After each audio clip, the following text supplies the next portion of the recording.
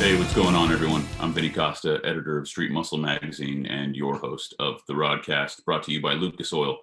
Today, I'm joined by my co-host, Greg Acosta, editor of Engine Labs and the all-around tech guru. What's up, Greg? Hey, Vinny, how you doing? I'm good, man. Good. I'm ready to cap off this series of super, hyper, extraordinary SUV builds that we've been doing. The League of Extraordinary SUVs. Yeah, man. So, as you know, we kick things off with the Trackhawk, the quintessential American, like, beefy muscle SUV. Yep. And then we followed that up with some we did German engineering with the Porsche, the Cayenne, and then we Turbo also S. did and we also did the Aston Martin, the British sport SUV, and my favorite, the DBX. Yeah, that was pretty cool. And now we're going to cap things off with something that has a little bit of Italian pedigree, and that's the Lamborghini Urus. But before we get into that, let's have a word from our sponsors. Yeah. At Silver Sport Transmissions, we believe classic cars and trucks look their best on the open road, and four-wheel drives belong on the trail. We continue to innovate and develop the best overdrive transmission packages for muscle cars, street rods, classic trucks, and four-wheel drive vehicles. Our commitment to customer service and integrity is second to none. When the wrenches begin to turn, Silver Sport Transmissions is there. Hit the trail with Silver Sport Transmissions. What's going on, guys? We're back. Thanks for joining me. My boys. Yo. Good to be here. Right on, man. We're happy to have you back, Rob, as always. Doing the fourth or fifth installment of the hyper SUV, super SUV shootout? Fourth, I believe. Fourth. Which reminds me, I should probably pull up all of our old spreadsheets before we get into that. Right. So that I'm not scrambling in the last minute. Yeah. Yes, this is our fourth. We started with the Jeep Trackhawk. Then we did the Porsche Cayenne. Last time we did the Aston Martin, and this time we are going to the beautiful region of Santa Agata, Bolognese, Italy, where I feel like you just said a whole bunch of spaghetti. Like, it's basically, I'm an uncultured swine, so I'm like, bologna sauce. Yes. Yeah, the name Bolognese in terms of spaghetti sauce does come from Bologna, which is where most, that's not true, not most, but a good portion of Italy's car production is in or around Bologna. Just keep going. Yeah. Okay. Sorry. I just clicked the wrong button. Yeah, in the outskirts of Bologna, you have Modena and Maranello, which are where Maserati and Ferrari are, and Lamborghini's quite close as well. San Agata Bolognese is the region in town. Man, it just sounds, maybe I'm just hungry, but it sounds like a delicious wine and pasta. Like you're saying yummy stuff. Everything is better there, dude. My profile picture on all my articles it was a picture of me in front of the gates of the Ferrari factory, where I've been twice in 2000. When was I there? 2001 and 2011. I was at Ferrari, and I ate at Enzo Ferrari's favorite restaurant, which is just outside the front gate of the factory. It's called the Cavallino restaurant. It has the big Ferrari logo on the door, and you walk into this place and it's a museum. You know, Niki Lauda's helmet, Michael Schumacher's racing suit. It's unbelievable. And some of the best pasta and stuff and risotto I've ever had in my life. Is it a little odd that the Italians revere a German so much? They revere just about anyone who wins in their beloved Ferraris. So they don't really care. I mean, they love Mario Andretti, who was born in Italy, but by the time he was racing for Ferrari in Formula One, was an American citizen. They've loved Michael Schumacher, Kimi Räikkönen, who's a fan. They don't care. Just get across the finish line first, and they adore you. So, but the Lamborghini factory is right there amongst Maserati and Ferrari.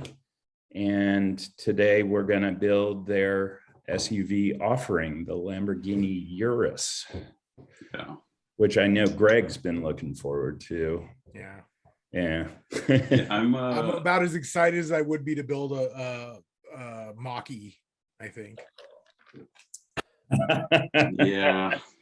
Actually, I might even be more excited to build a Mach-E, and that's saying something. Oh, wow! I'm excited to build the Lambo. I'm interested. I'm not a Lamborghini fan, but like as far as their cars, like they're cool, but we've talked about this in the past.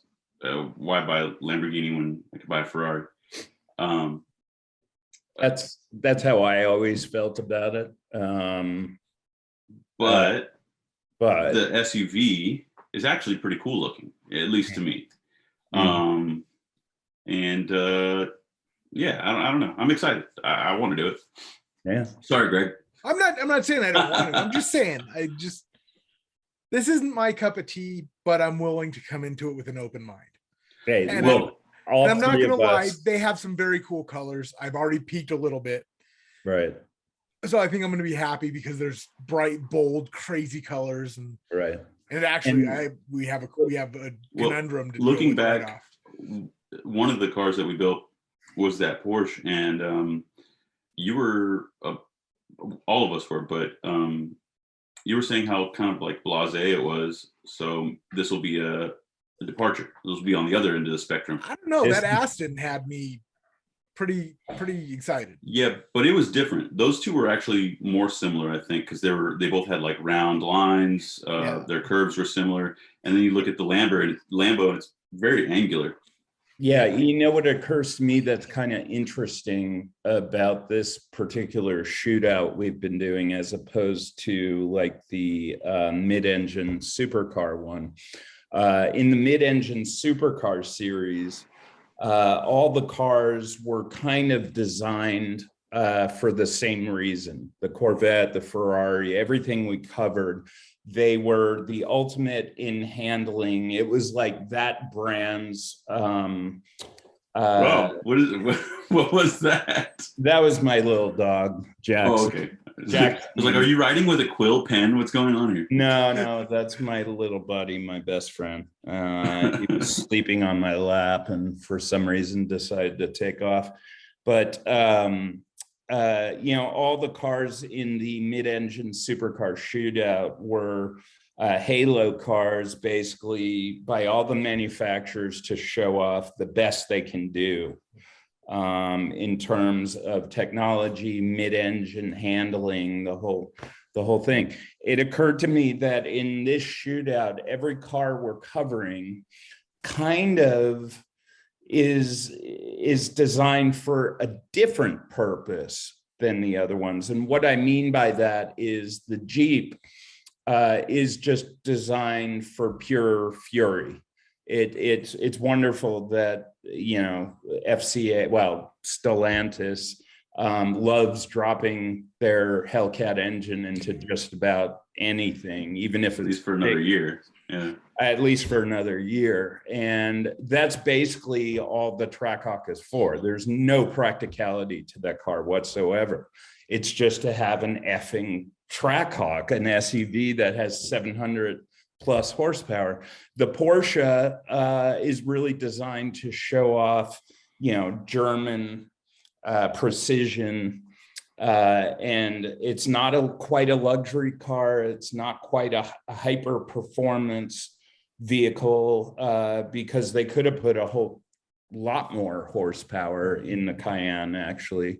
And but it's supposed to be a balance of all of those things. And that's why I was hard on it, because the whole car is a compromise. Yeah, it's kind of like there were a few cooks in the kitchen on that. The Aston Martin was just designed for um, pure luxury. It actually had the least amount of horsepower out of all the cars, I believe. And now we get to Lamborghini, which I think what they had in mind was just pure Italian stupidity, like wonderful Italian stupidity. As we all know, Italian automakers just do plenty of batshit stuff that especially Lamborghini. Yes, Lamborghini is even less practical than You Ferrari. see a lot of videos of people with Huracans catching their bumpers on fire, like on purpose. Yeah. Yeah. I mean, it's just, that's what Lamborghini is. It's just a stupid, company with no real, goals of, Wow. Luckily, we're not trying to direct your seek hate mail sponsorship to with. I don't With mean any, Lamborghini. no. Please let me be clear. I'm not hating on anything. I'm saying this is wonderful stupidity. There's no point to a Lamborghini, and that's what makes it wonderful. It's just craziness. They're not designed to be the most precise cars. They're not designed really even to be the fastest cars. They're just designed to be flat out nuts for people to do dumb stuff in. And you got to admire that, Yeah. I mean, I guess that's why I've never really been a fan of them, because I guess you could say they lack direction in that way, where it's like they're just making awesome cars, or some people deem them to be awesome because they're powerful or whatever, but they're not, to your point, they're not the best handling. They're not the most powerful. They're not the best at any one thing, but they're just kind of wild and out there. I mean, when you look back at photos of like Michael Jordan pulling up in, to Game 6 in his Countach, like, that's kind of baller. And there's a lot of pictures like that of different people. So they're very popular. I mean, they are meant to be ostentatious, over the top, completely impractical cars. And that's a wonderful Italian thing. Like, there's no one in America that just makes a completely stupid car. Well, we're talking about a company that was founded the company wasn't founded, but they started making these cars as a big FU to another car company. Yeah, I mean, if you want to get into the history now, Lamborghini, the man, Ferruccio Lamborghini, was born, I believe, in 1916. And he's old. He's long gone now. Yeah. He learned mechanical skills early in his life. And during World War II, he was conscripted into the Italian Air Force as a mechanic, and really took to what was in those days high technology, like aerospace or airplane technology, because we're predating aerospace. And once the war was over, he took his considerable skills and started building tractors and farm equipment. And he was very successful at this, was at one point producing the single most popular brand of domestic farm equipment in all of Italy. He's like the John Deere of Italy. Yeah, really, that's a good analogy. It was like the John Deere of Italy. And he became very, very wealthy at a fairly young age. He was a multimillionaire by his early 40s, and he was a car enthusiast. And of course, by the early to mid 50s, Ferrari was already established as a road car. It was a racing company that started building road cars in the late. Do you think he owned any Ferraris? Yes, I mean that's where the Lamborghini car company really starts. He bought a number of Ferraris because it was considered to be the, top of the line in Italy. And in those days, Ferrari was a fairly small company. And if you were a bigwig buying a lot of Ferrari cars, it wasn't unusual that you would develop a personal relationship with Enzo Ferrari himself. If you're putting a lot of money in Enzo's pockets, he has plenty of time to have coffee with you in those days. And the two became friends. And, they considered here and there becoming maybe business partners, something like that. Nothing ever really developed out of it. But on one occasion, Lamborghini had bought a new model of Ferrari sports car. And forgive me, I forget exactly what car it was. But he and Enzo were having a meal together not long after Lamborghini had bought this car.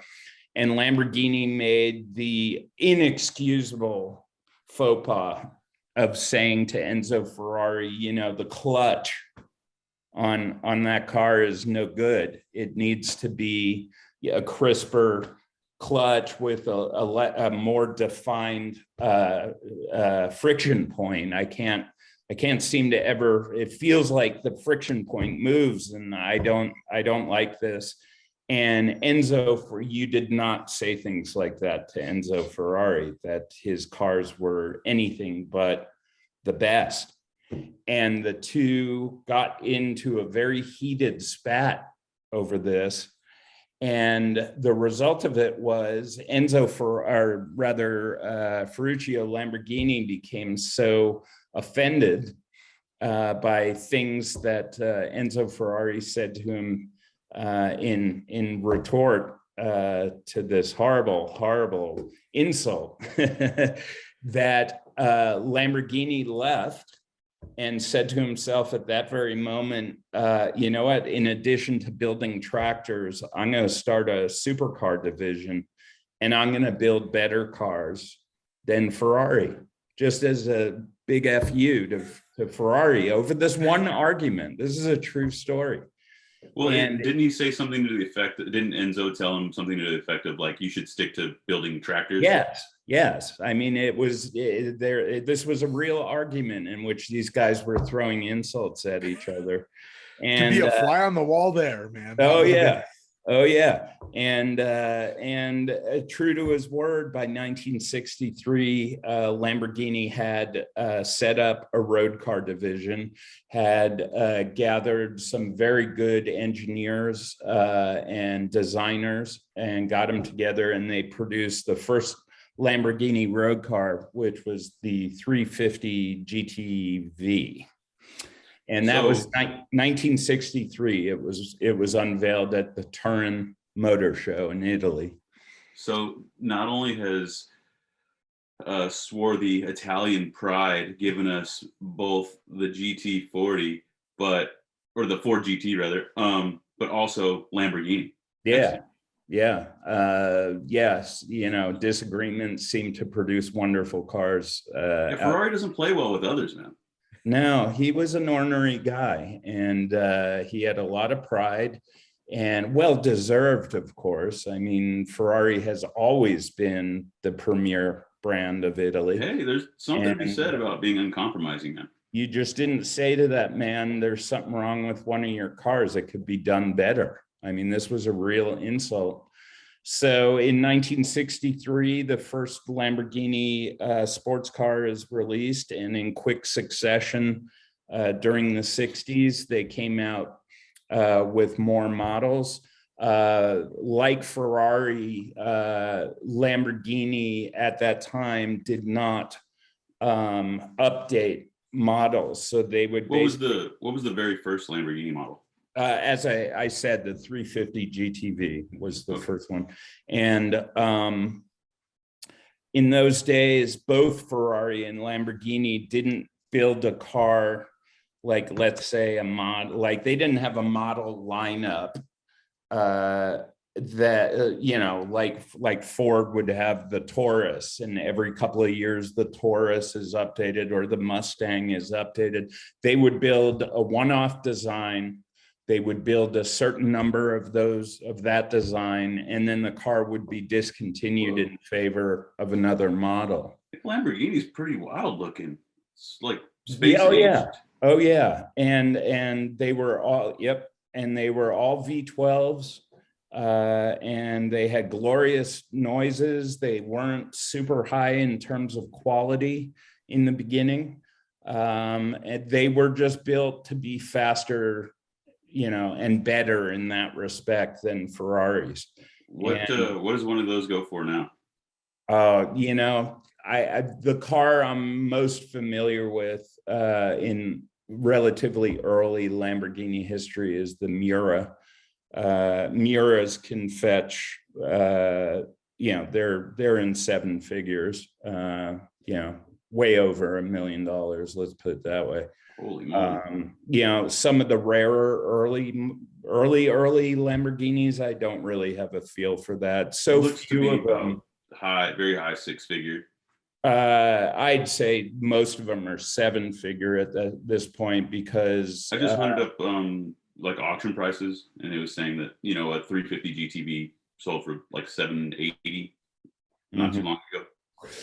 None of these cars were produced in any big numbers. 1,000 of them was considered a model run for most of Lamborghini's cars, until you get to the Miura, which was one of the most astonishing cars that had ever been built to that point. And a lot of people point to it and say the Lamborghini Miura was the first supercar.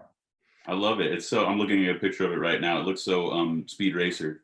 Oh yeah, I've actually sat in one once, and there is just nothing comfortable, nothing practical about that car. It was the first time Lamborghini, the man who was still running the company at the time, said, hey, I am just going to throw, the highest performance stuff against the wall, and what sticks goes into the car.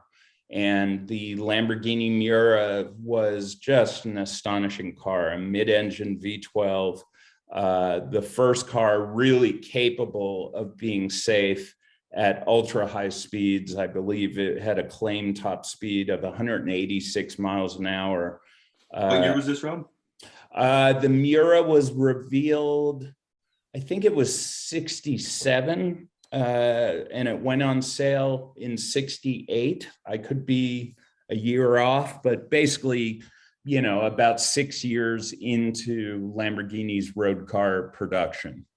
And they had a few models that predated it, but by that time, Lamborghini was really ready to go after his stated mission of just building cars that were flat out, crazier than Ferraris or higher performance. And the Miura was it. And when it was released, people were just blown away by the styling, the performance numbers, the equipment. And as I said before, today, Miuras can fetch multi-million dollars, especially the S or SV models, which were the hyper performance versions of the car. And I was lucky enough to actually sit in one once. There's used to be a classic car dealer on Santa Monica Boulevard in LA. I think it was a victim of the pandemic. I don't think it's there anymore, but they had a bright canary yellow Miura. It's a beautiful. See if you can hunt up a photo of one. That way everyone sees what we're talking about, because they're really cool cars, man. They look like a sort of like a Pantera, sort of like a little bit, but at the same time, just it really looks like a woman, like a beautifully proportioned it's woman with hips and like some nice curves to it. It's low and wide, and it's really Lamborghini. Yes. And that car just astonished the automotive world and at the same time really pit Ferrari against Lamborghini and vice versa. There became like the true war began because finally, there you go. I mean, look at that thing. That's awesome. The curve. That's totally, to me, I see like a speed racer when I see that car. That's so cool. This is before Lamborghini has its modern Lamborghini, because there's no sharp edges on that. Correct. Yeah, but if you notice, it's still got the Lamborghini kind of like stance. It's low and it's really wide. Yeah. Oh, the roof line of this thing is below your waist. I had a hard time getting into it because I have a screwed up back, and just getting in and out of it was a challenge. But I mean, the inside, it is just all business. It has a dashboard with just like airplane like gauges all over it. It's got a metal gated shifter, Very cool. which was common to Ferraris. It's an astonishing car. Plus you had a V12, a 400 plus horsepower V12 right behind your head, which these sound Italian incredible. sports cars are known for being like handcrafted, right? But Yeah. does that mean that they didn't have suppliers for specific parts at that time? Was every single piece handcrafted in a factory? No. Like if they went to Ferrari's like supplier for those shifters, like you said, and said, "Hey, we want to contract you to make one for Lamborghini." Right. There were companies all over Italy that produce automotive parts as suppliers. By hand built, what we really mean in this era, instead of having a big hydraulic press stamping out fenders and hoods and stuff like that, the process that both Ferrari and Lamborghini used in those days, they would have like a wood buck, and a guy would put a piece of sheet metal on it, and with hammers would literally hammer out fenders by hand. And it's often said that when these cars are restored, that it's a mistake to, when people over restore the cars in certain ways. For example, it is widely known that on early Lamborghinis and Ferraris, that one fender can be off as much as like a 1/4 inch in height or shape from the other side. And gaps, between like hoods and fenders and stuff were never accurate. And if you restore one of these cars, you have to honor that. You can't over restore it and say, I'm going to make every gap, 3/8 of an inch, because none of those cars came out of the factory like that. We see that in the American market as well. I mean, when you go to concourse level restorations, you have to use the exact right hardware, and you have the same overspray pattern that they had leaving the factory, because they had those imperfections. So that's interesting. Yeah, but in the case of these cars, these imperfections were even more extreme, because like even in the 50s and 60s, American car manufacturers were building mass produced vehicles, and they were not pounding out fenders by hand. So every people want their cars, man. We got to crank them out. Right. And every Mustang fender was pretty much exactly the same, which meant after, let's say, a road accident, it's very easy to repair a Mustang. You just basically bolt a new fender on, whereas on these cars, they were completely hand built. Nothing was the same between one car and another. They were pretty much each bespoke one-off vehicles of the same type. And there's just something marvelous about that, that you have the only one truly of its kind. Oftentimes, we go back to what you were asking about parts supplies. Sometimes, in mid-model run, a particular company would go out of business, or they'd run out of stock on a shifter knob or whatever. And for that reason, some 68 Miuras might have one type of headlight knob, And then later on in the 68 model year, it's a completely different headlight knob. And then they would go back to the original headlight knob once. It sounds like they should have stuck to making tractors. I don't know. Could have, but the Miura was a big splash and took Lamborghini into a higher echelon than it had been. And in the early 70s, the company, like a lot of smaller like hand-built specialty car manufacturers, ran into big financial troubles owing to the gas crisis, where gasoline started costing a lot more money. That killed off a lot of Italian brands because people didn't want these. Is this the time where we started seeing a Lamborghini and like Maserati making some really like kind of questionable cars? Yes. That were kind of lame? Yeah. Well, I wouldn't go so far as to say lame, but I would say that quality control at this time took a nosedive. And sometimes because of financial difficulties, corners were cut. There were certain models in the early 70s, the Urus, the Harama. There were these cars that were built in very small numbers, and you basically could not keep them running because they were shoddily built. Ferrari was much more established at this point and suffered a lot less from the effects of recessions and the gas crisis and stuff like that than Lamborghini did. And at this time, Lamborghini nearly went out of business and went from being a privately owned company that Ferruccio Lamborghini owned. He was forced to sell it to another company to keep it alive. And his impact and input on cars after the sale began to be scaled back.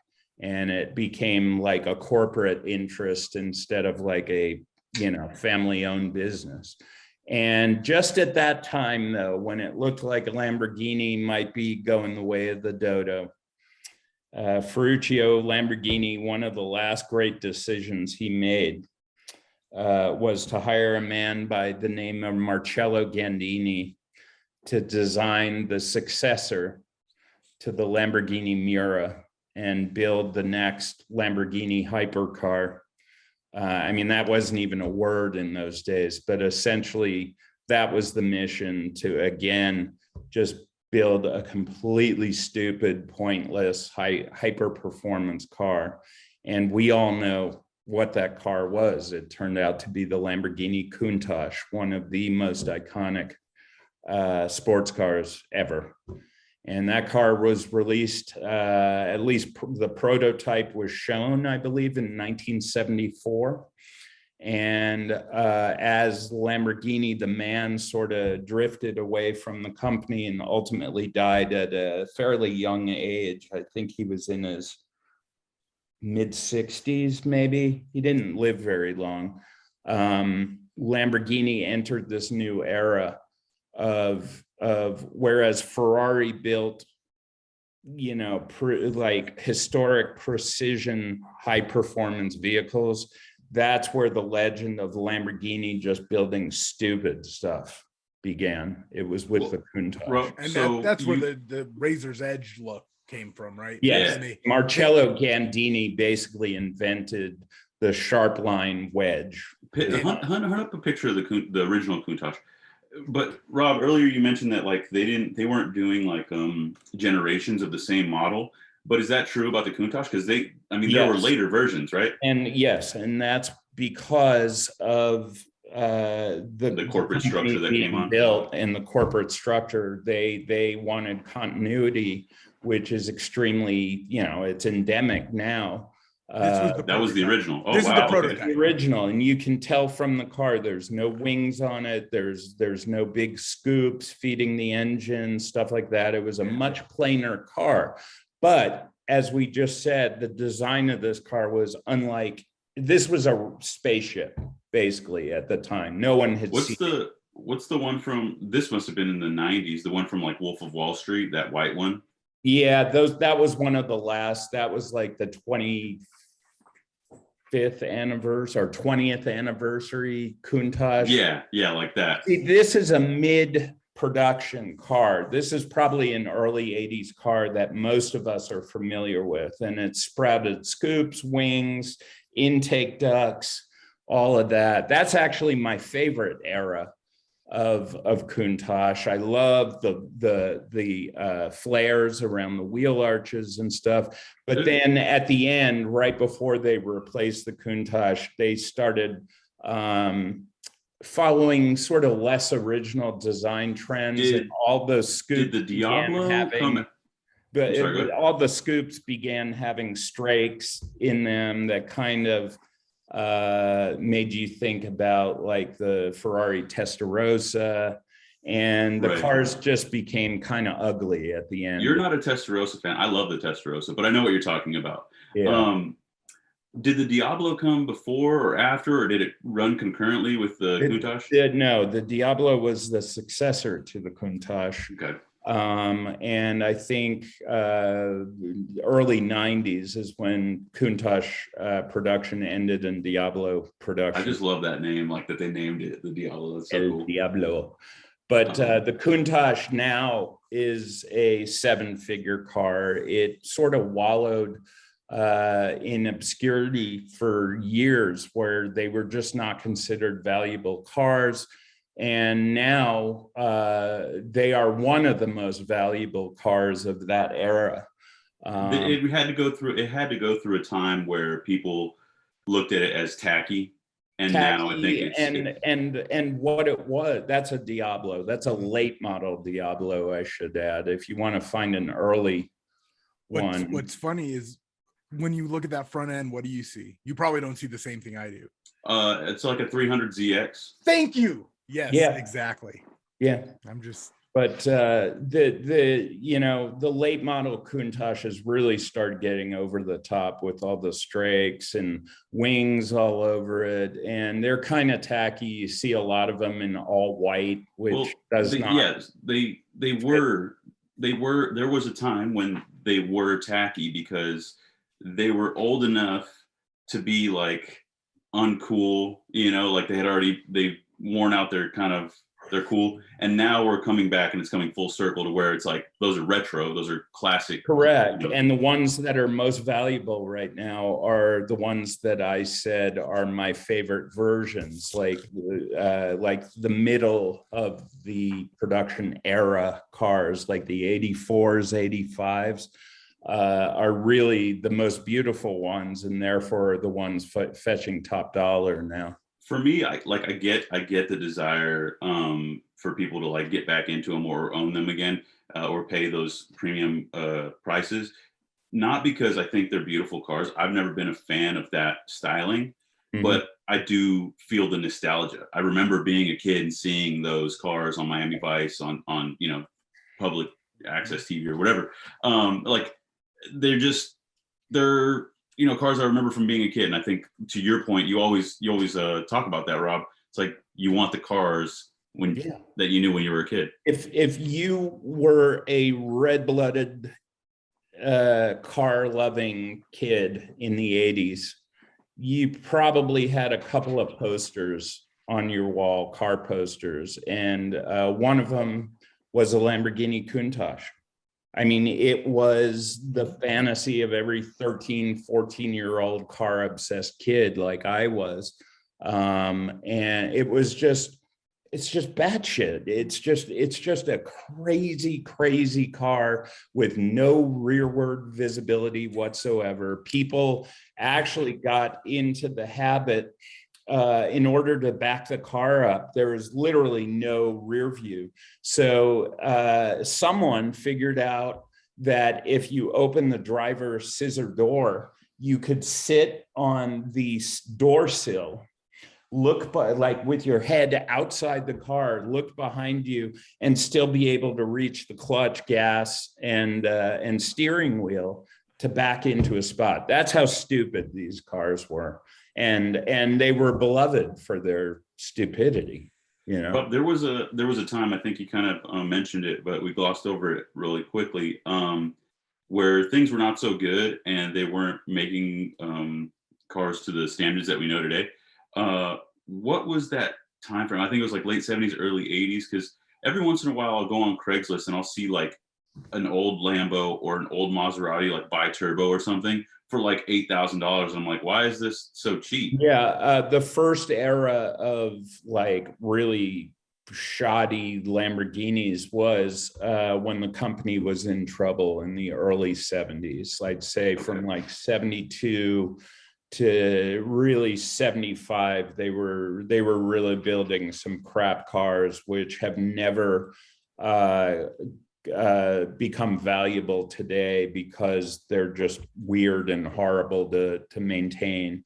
And then later in the early 80s, there were some again there was a recession, world recession, and a lot of the Maseratis and stuff from that era were just, you know, they were just junk.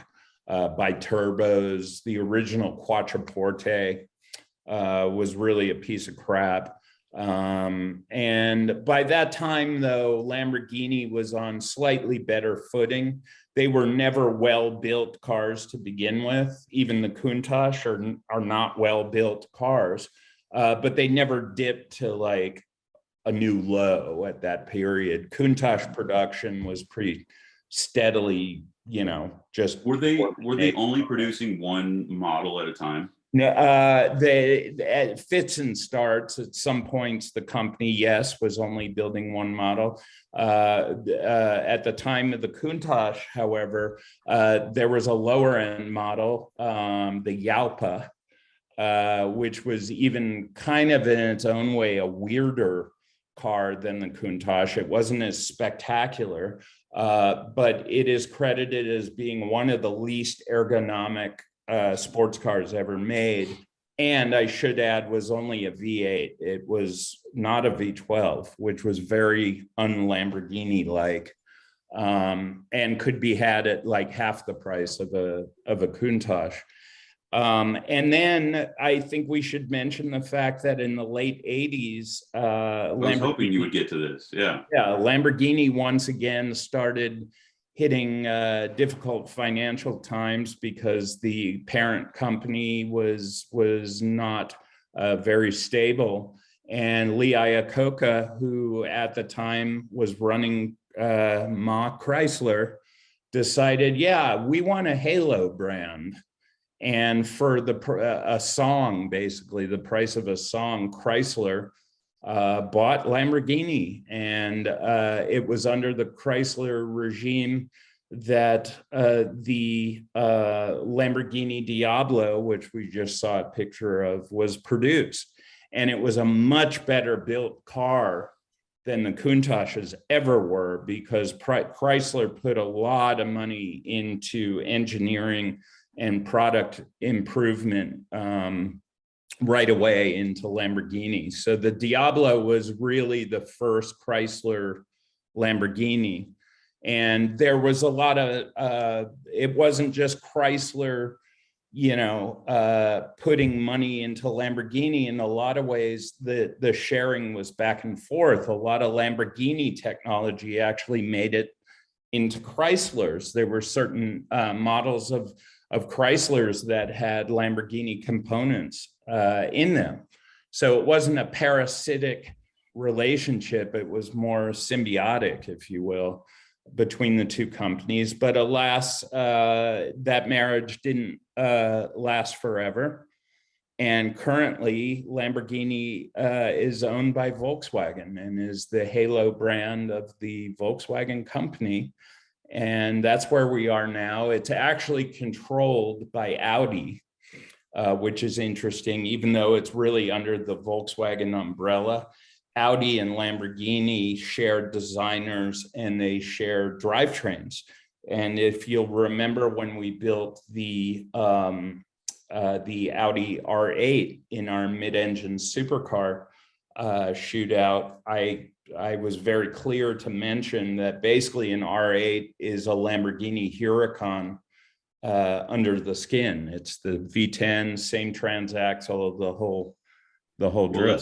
that's interesting because I believe, and correct me if I'm wrong, Rob, the Urus shares its underpinnings with another hyper SUV from Jaguar, if I'm not mistaken. Jaguar?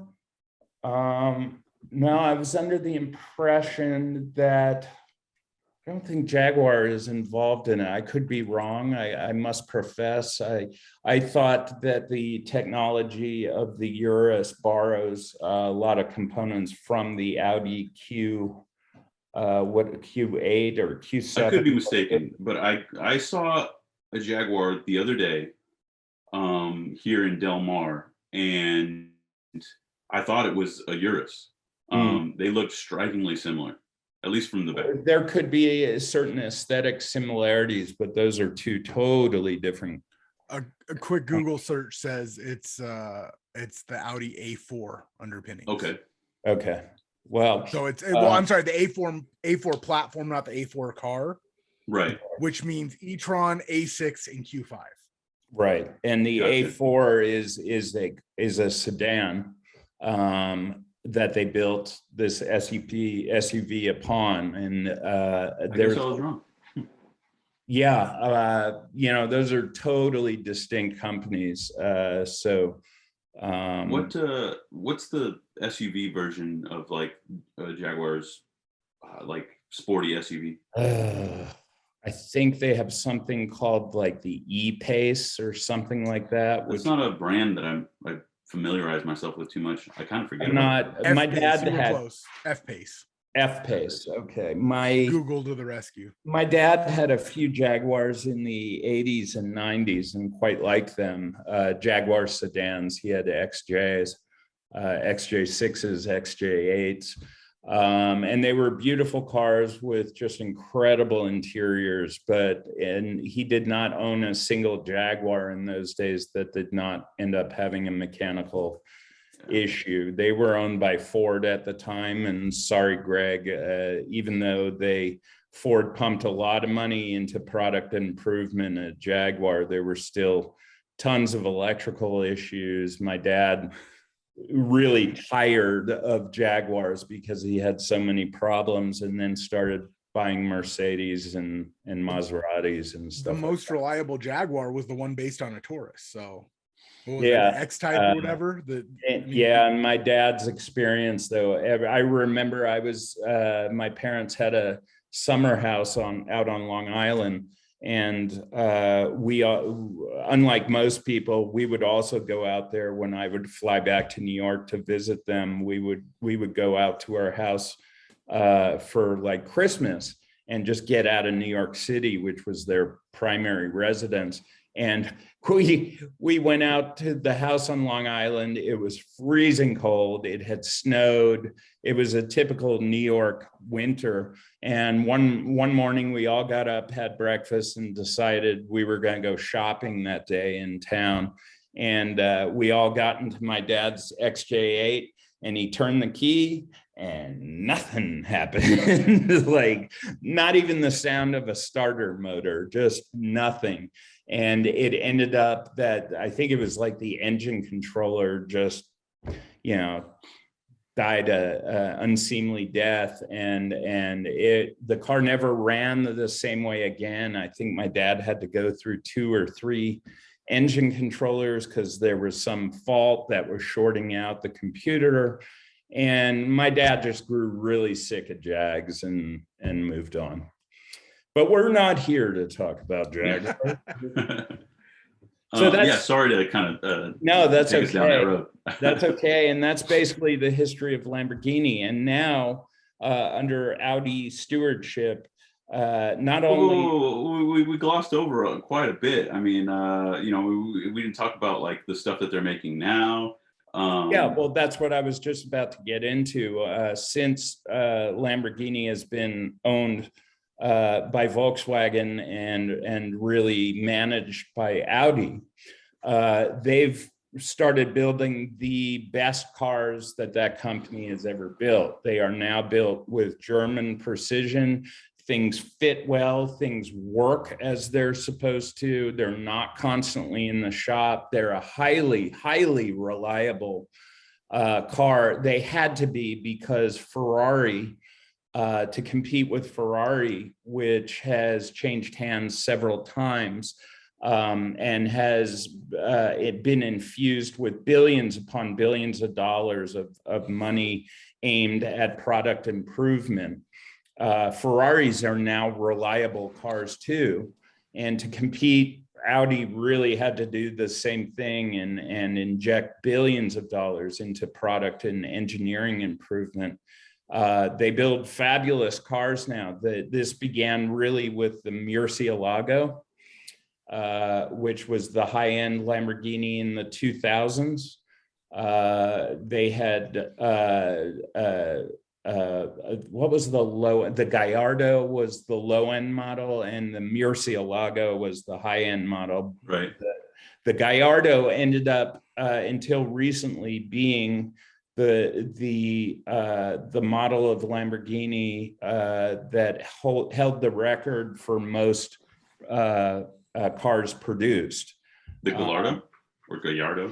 The Gallardo, yeah, they produced more Gallardos than any other model in Lamborghini history, and built on the success of the Gallardo, which lasted like, it's got to be close to 10 years, which also makes it one of the longest.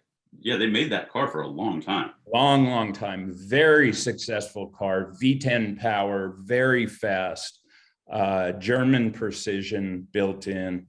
They look kind of the same though, right? The Murcielago and the Gallardo? No, they actually don't. The Murcielago was was a spaceship too in its own way when it first launched. I remember seeing like the first reveal of it and being like, wow, that I have never seen anything that looks like that. Can you hold up a picture of both of them, Greg?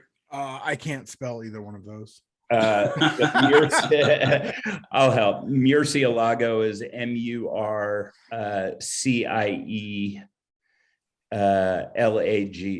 I believe. Yeah, American cars, they're easy, man. Charger. Yeah. Mustang. Yeah. So the Murcielago was really that's a late model one. Can you find this is a Murcielago? Yes. Can you find is this higher tier than the Gallardo? Yes, this is top of the line. Can you, Greg, find an early hardtop like a what was the first like year? 2002, 2003 hardtop? That's the rendering. Hold on. Yeah, there we go. So I like that thing a lot better than. Oh no, never mind. Well, no. This was a startling design. I know it looks rather plain now, but when this came out, this shivered me timbers when it first came I like the wheels. I have liked Lamborghini's wheels for like almost every photo that we've seen. Then the classic Lamborghini Countach wheels, which had the holes in it, were those ones cool. I really like. One of the great things about the Murcielago is that it echoed the proportions of the Countach and the Diablo, but added new technology to it. Instead of having permanently mounted intake scoops like the Countach and Diablo did, it had motorized pop-up intakes on behind the rear little fuselage. Yeah. And at speed, when the cooling was necessary, those intakes would like open mechanically, which was pretty amazing for like 2001.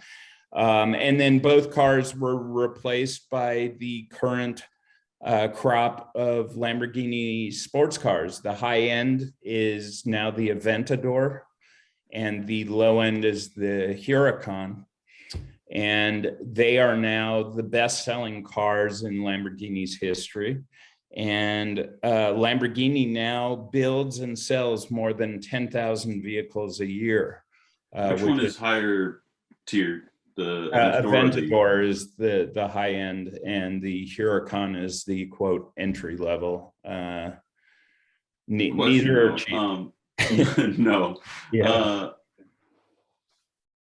No, I guess that answered my question. They've also started doing rear wheel drive, because for a while they were known as all wheel drive, and now they're Correct. introducing rear wheel drive. But most standard edition cars, Lamborghini cars, are 4-wheel drive. The rear drive versions are sort of specialty models. Yeah. I mean, they're called out as such on the thing. I mean, it's literally like a special model. Yes, to have exactly. And now also, under Audi stewardship, Lamborghini is now also building a stable model for a period of time in which there are incremental improvements along the way. And now we're almost at the end. I know the Aventador is coming to an end soon, and there will be a replacement. They also have been putting out limited edition models. Greg, if you go to the Lamborghini website, you can pull up a couple of those. I'm looking at them right now, and yeah, like and the Aventador SVJ Roadster. Correct. From the angle they have right now, looks like a 4th gen F body. Yep. I'm gonna share this because sure. If I move this, hold on, I'm gonna have to share this. I liked that first Roadster Murcielago a lot better than that yellow one. They always get a lot flashier towards the end of Whoa. Tell me that doesn't look like a 1995 Camaro. No, not at all. That thing, not at all. But that thing's pretty awesome. I'm not gonna lie. Yeah. Like I said, I'm not. These vehicles, they've never done it. That's cool.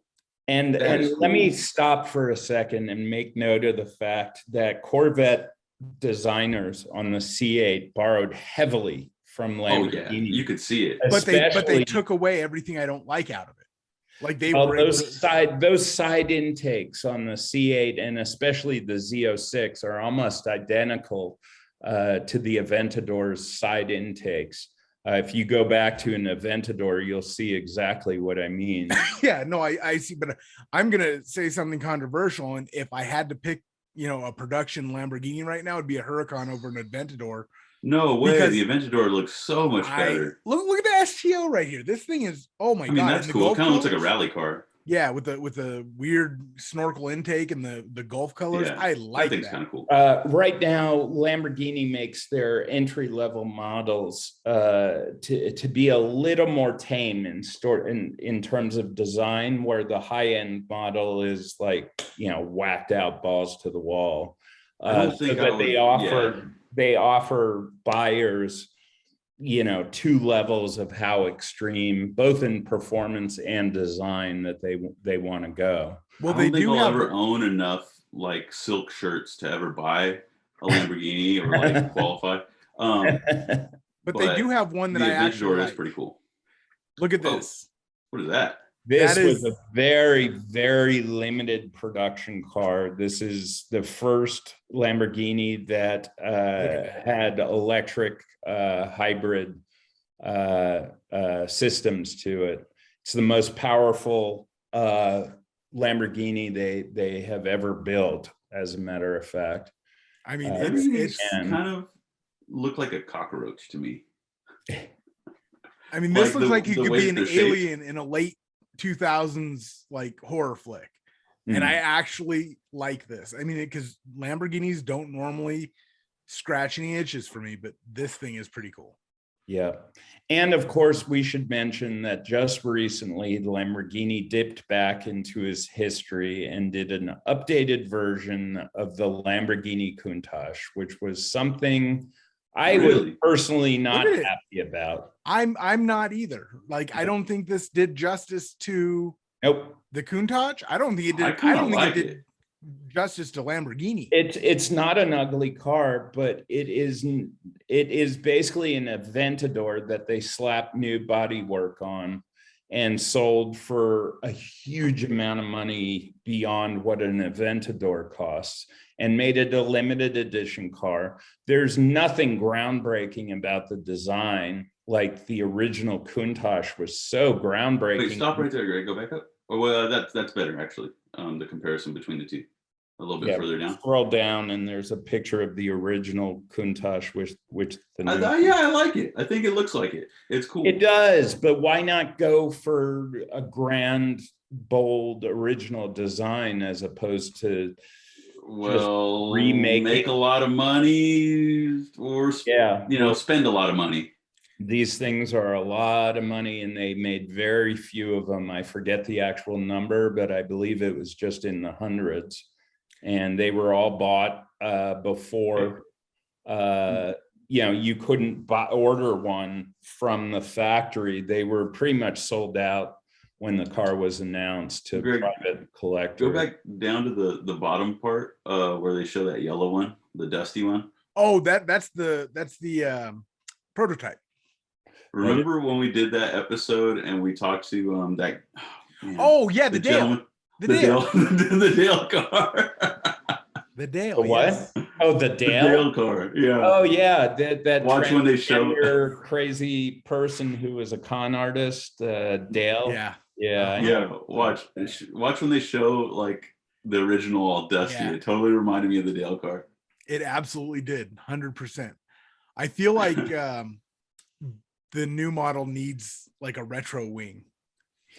I think people are actually, sadly, some people are doing that, but largely none of these cars will ever be driven. They just were purchased and went straight into private collections where they'll never, put more than 100 miles on those cars. And one day they'll be sold at auction for some ridiculous amount of money. It's pure investment. Yeah, I know. It's just... Thank you for that history on Lamborghini, Rob. Appreciate it, man. Yeah, well, that brings us to why we're here today, which is to build Lamborghini's newest model, which is their SUV. As a lot of you out there might know, for both Ferrari and Lamborghini, their most important market in the world is America. Both companies, they both sell more vehicles in the United States than the rest of the world combined. And because of that, and because there aren't a lot of dummies running those two companies, they both examined auto sales in this country and realized that there was an incredible opportunity to build hyper SUVs, since SUVs now constitute, what is it, Vinny? Like 45% of all vehicle sales in the United States are now SUVs or something crazy like that. Not surprised, man. But it's because they don't make cars anymore. All they make is SUVs. Because people want SUVs, and the sedan is going the way of the dinosaurs. And so Lamborghini was the struck first and came out with the car that we're going to build today, the Urus. And Ferrari. Rob, I don't mean to interrupt, but I feel the need to point out that this is not the first time that Lamborghini has made an SUV. That is correct. And thank you very much for mentioning that. Back in the late 80s, they produced an absolutely crazy SUV, V12. It had the Countach engine in it, and it was a massive, like 6,000-pound Hummer. Like what was it called? The LPG 3000 or something like that? LP. Greg, you're gonna have to look that up. LP 5000, something like that. And it looked quite like a military vehicle. It was very Humvee-ish in its styling. It was an incredibly poorly made car. Yeah, it's so ugly. Yeah, that Doug DeMuro on YouTube actually reviewed one, and he just, did he? This is one of the craziest cars I've ever been in, that it was just madness. Yeah, there you go, that one. I feel like they've tried to scrub this from the internet. They did, look. This thing was just nuts. I mean, look at that. It's like God. Why? Who did they make this for? I have no idea. They didn't make a lot of them, and they didn't sell a lot of them. And it was basically it looks fake. It was a Humvee before there was a Humvee, really, with a Countach engine in it. I mean, there was no market for this whatsoever then. None. Have you ever seen those? Have you ever seen those golf carts that they try to make? They put like a body on them that looks like a Humvee. Yeah, it was a crazy, crazy four-wheel drive vehicle. If y'all are interested in learning more about it, go to Doug DeMuro's YouTube channel and look that thing up. And he does just a hilarious road test of the car where there are just, I mean, there are things in it like the headlight switches are like on the roof, like the center the console. I mean, it's just bizarre and wonderful at the same time. No market whatsoever for a vehicle like that existed, and they said, "Hey, let's just throw a Countach engine in a you know." There wasn't even the word. Yeah, there wasn't even a word SUV then. Let's put it that way. You know, there wasn't even a term for it. So everyone knows that the Urus is very closely related to that LP. They're based almost on the same platform, just many years apart. No, I'm kidding. I was wondering where you were going with that. I'm totally kidding. This thing is a feat of engineering. That thing was a piece of crap. So let's build one of these. Well, here's the thing. First off, if you look, there's 3 different options. I don't know which one we're going to build. I don't know what the capsule verbiage means. I don't think there is. I think these are just pre-configured packages. Pre-configured aesthetic packages. I would just build the standard Urus. There's no Urus S model. Road. I imagine there will be a Urus SV, which will be even higher performance. But right now, it's just the.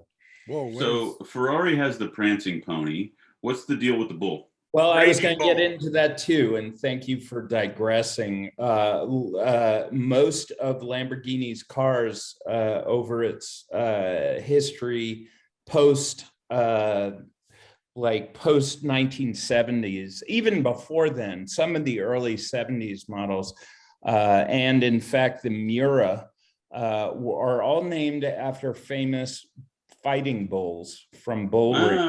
Okay. I was going to ask you about their naming convention. Yeah, the Miura, in fact, is the name of a breed of fighting bull in Spain. And the symbol of Lamborghini was always the bull to compete with a prancing horse of Ferrari. And at some point, Lamborghini himself decided, since the corporate logo was a bull, that the car should be named after famous bulls. That's awesome. Huracan, Diablo. Are those like Italian names though? They were names of bulls that were. I know, but Huracan, like. Think about it. You would name an animal Hurricane. You would never name a dude Hurricane, right? Correct. Yeah, that's fair. Okay. Yeah. There was a fighting bull, particularly strong and famous bull that died in a ring named Huracan, which just means hurricane in Italian, or maybe it's Spanish in origin. I'm not really sure. But if I ever have a car company, I'm going to name my models after famous rodeo clowns. I was going to say cats. Grumpy. I'm allergic to cats. No, the Grumpy Cat 780. Right.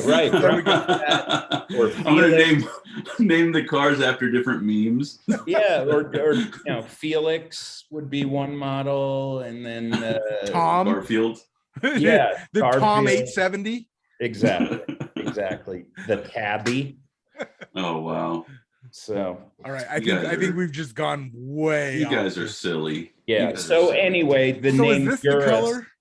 Is this a color test? Is that what these are? Do they really only come in 5 colors? I'm not gonna bitch about they this. Come in more colors. Somehow you have to click on a configure. Just click on one of those. Yeah, now we're going to be able to choose from a wide variety of colors. But before we do that, let me just finish by mentioning Urus is, again, the name of a famous fighting bull. So having said that, Greg, if you go over to the left, we'll start with paint. And let's get into it. I have a feeling all these are gorgeous colors. I'll tell you what I see a lot of in Beverly Hills, white, the yellow, and I see a lot of the Rosso Mars. And I've seen one or two of the Verde Mantis as well. I feel like if you have this, you need the Mantis, right? You pretty much need something that screams, "Look at me, my mommy and daddy didn't hug me enough." Sorry, that's really mean, and it just or that look at me. I like the white. My male Kardashian. My maleness is not big enough. I need something. So I do feel like Lamborghinis though, like insults aside, I feel like Lamborghinis should be vibrant colors. Well, yeah, I like how the paint choices are all labeled under shiny. Yeah, and do they have a matte? Sadly, I don't know if any of their colors are gloss anymore. Because these are the personalized, I'm guessing, right? Yeah, I don't think so then these are the base colors. I'm not sure how many of these colors are non-pearl or non-metallic. I'm not even sure Lamborghini. Let's check out some matte colors. Wow, but look at all the extra ones we get under shiny. Oh, click on that Scandal one. Hold on, that purple. I don't know why that purple. Oh, I think that would look better in matte.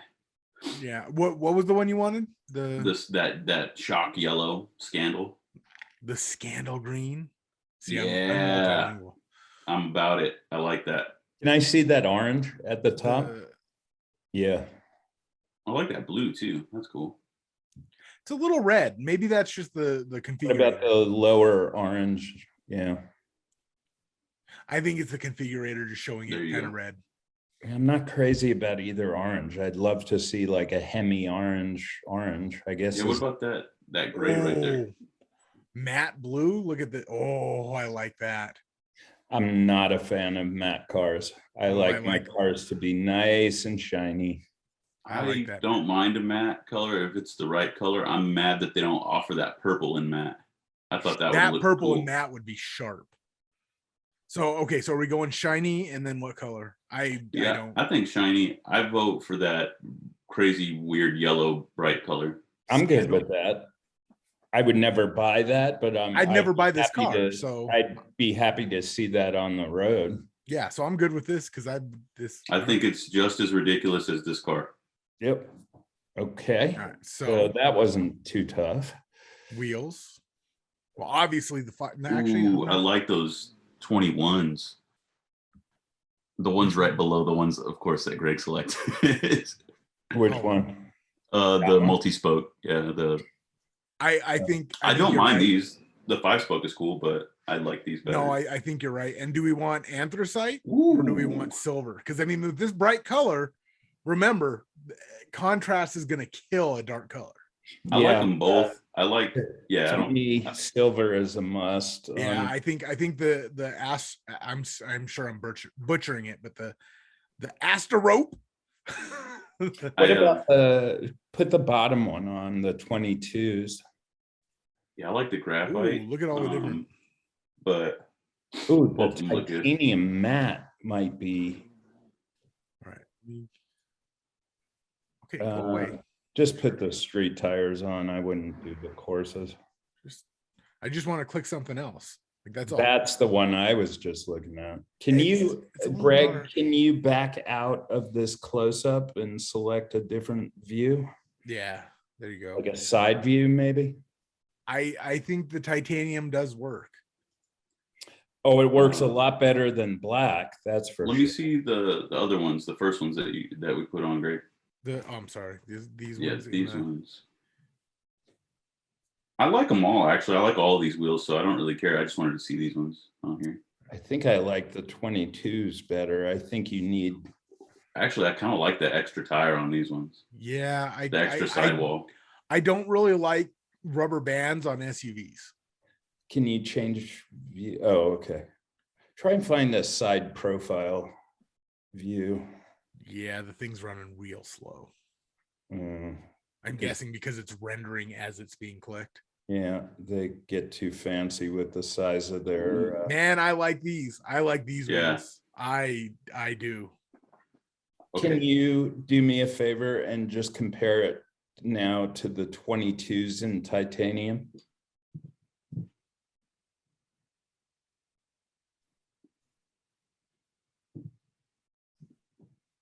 I like those two. Those are cool. it's a toss-up, but I think I like the multi-spoke better. It's not a size thing, it's a design, and I think I like the that's what they all say, Greg. But they're not black in this model, right? No, neither one of them are black. Okay. One's graphite and one is titanium. The Astro might look pretty good, but I don't know. Which one's this? Is the graphite? Excuse me, the graphite. I meant silver. Yeah, I think I dig these too. Yeah, I think this is I'm kind of surprised that Greg and I aren't both gravitating to the 5-spoke because we're 5-spoke fans, but I think I actually like these better. It's only taken me 81 episodes to convert you guys. Listen, when I buy my Hellcat, dude, you're gonna be really disappointed because I'm going for the graphite matte vapor 5-spokes. So don't get. I know which ones you like. I actually only really two like of my Dodge's 3 Mustangs 5-spokes. have 5 spokes. Really? Only 2 of the 3. I like the Demon wheels, and those are 5 spokes. Yeah.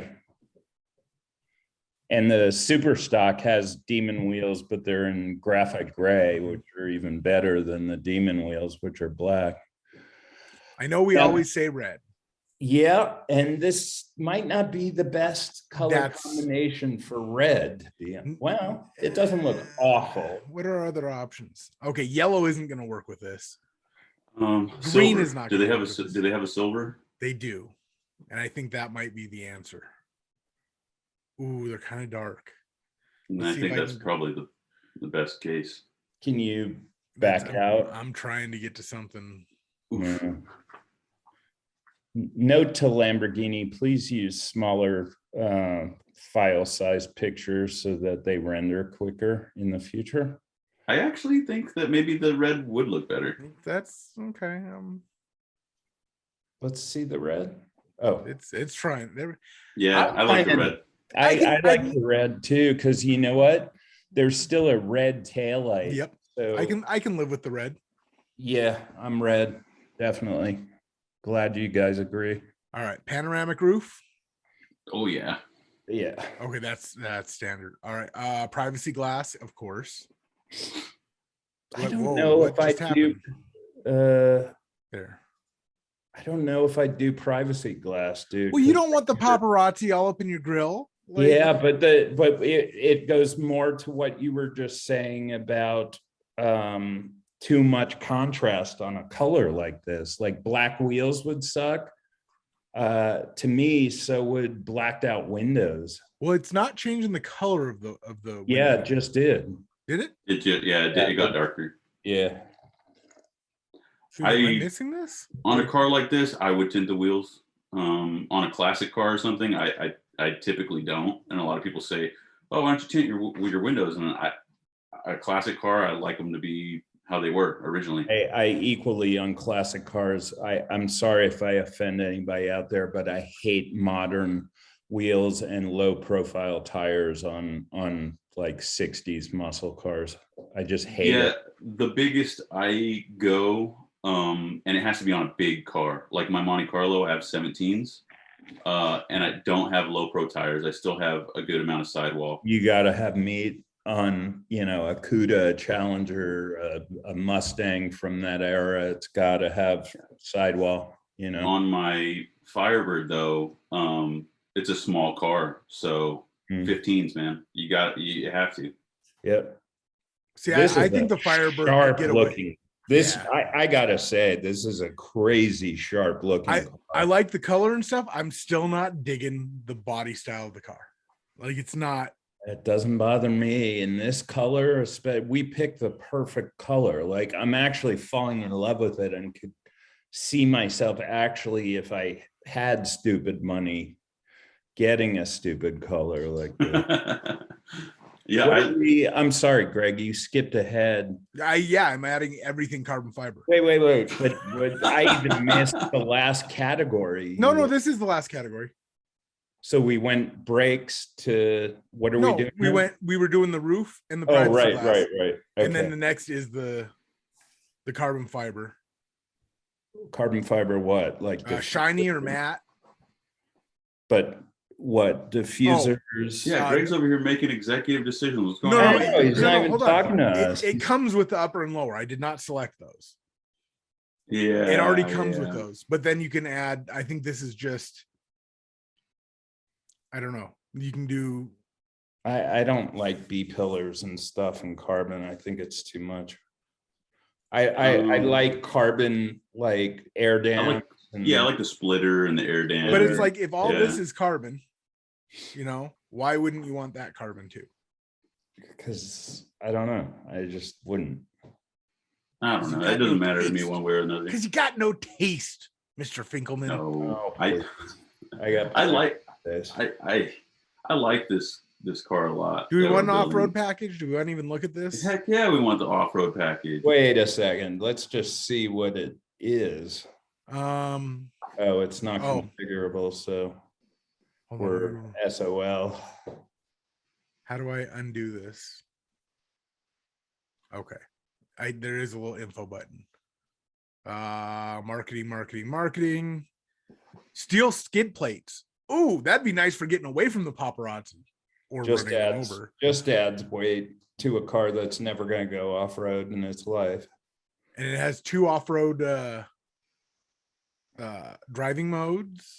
My Wrangler has every protection plate that you can get underneath it, and then my Grand Cherokee has none of them, because the Grand Cherokee will never go off-road, and my Wrangler, that's all I use it for. So are we saying no to the off-road package? I would, because it probably adds about 100 pounds to the car. If those are steel plates underneath, it's just stupid to.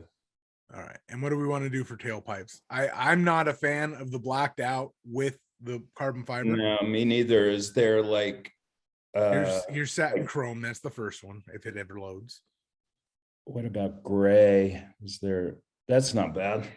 Well, if you want gray, there's satin chrome and brushed steel. Let's see those are our 2. Oh wait, polished gray. I don't know what the hell that means, but did we build the Camaro in this color? Yes, we did do shock. Yeah, that was awesome. Greg, I like the original, the satin chrome.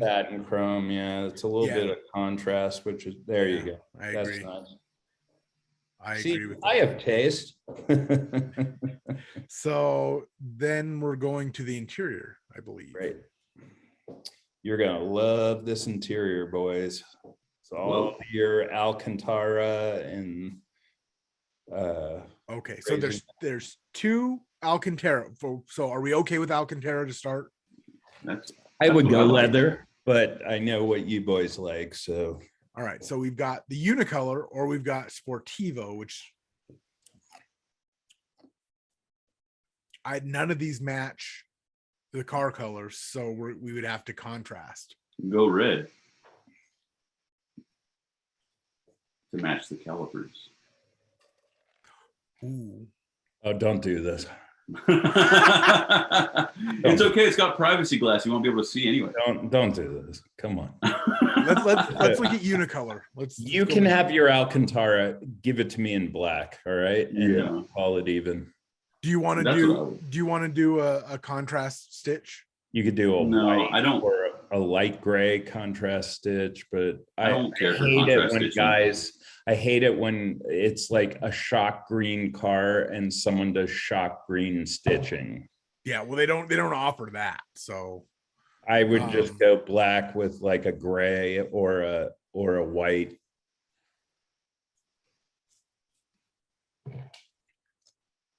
They don't even have red seat belts. No. Like is that a little too Well, like I kind of like gray? the gray, but it doesn't go with the exterior. Yeah, I don't. So I think we go with the all black. Yeah.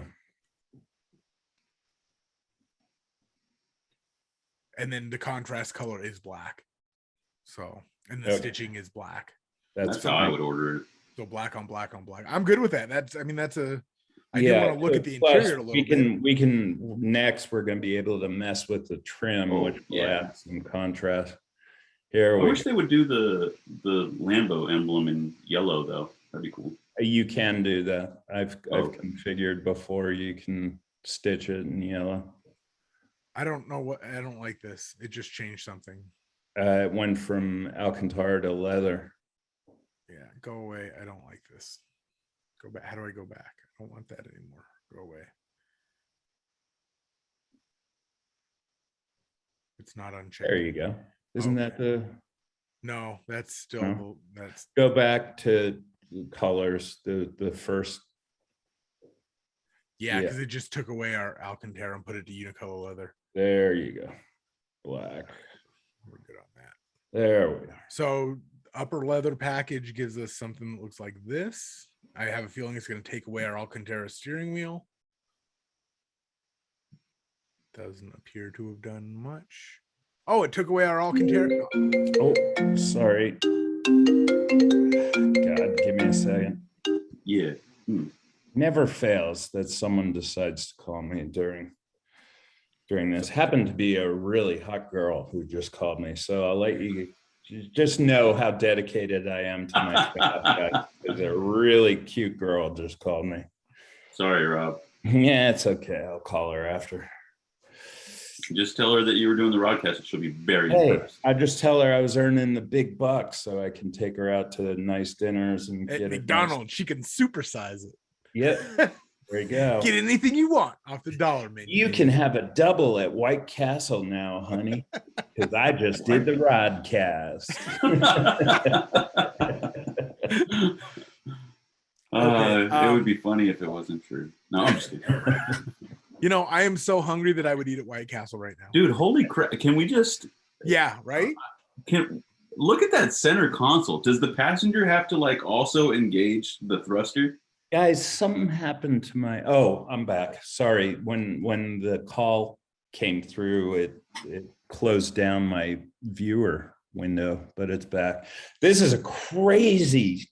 That is, but busy, I'm not crazy, right? Like, look at why are there like thruster controls on the center console? What is those that? Control the track modes or the off-road modes, and that under that red thing is the starter button, like a fighter plane. You have to flip up the red thing. What this is the Rocinante from The Expanse, right? This is a spaceship.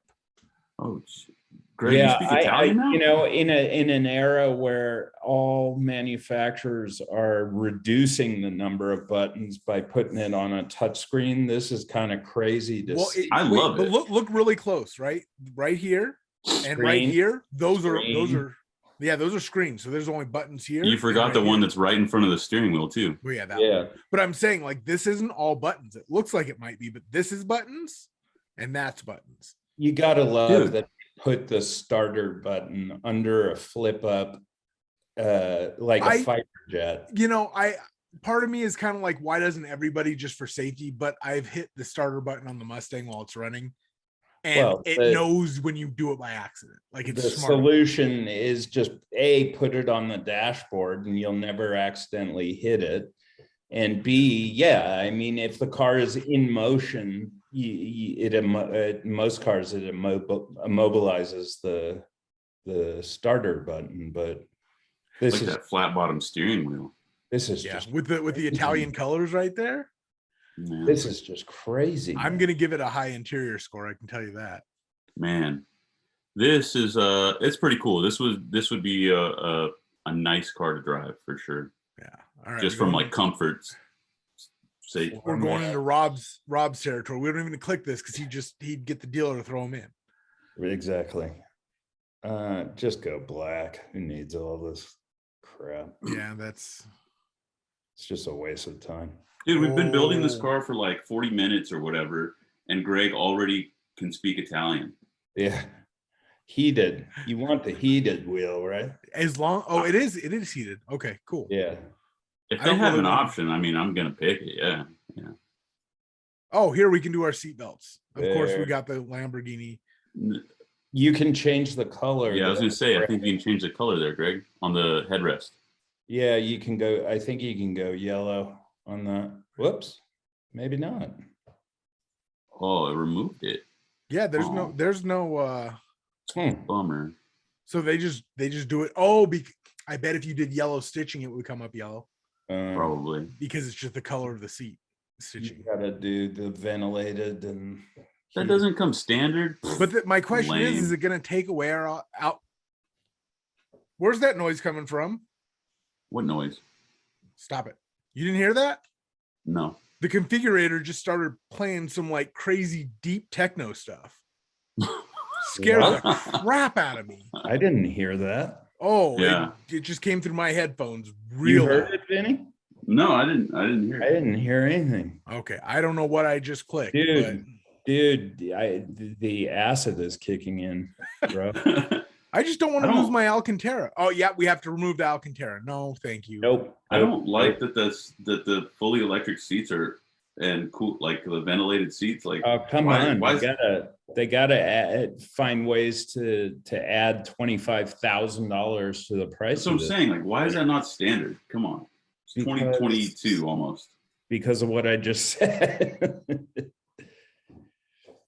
Carbon, no question. Yeah, it's carbon and aluminum details. I mean, do you want me to click wood?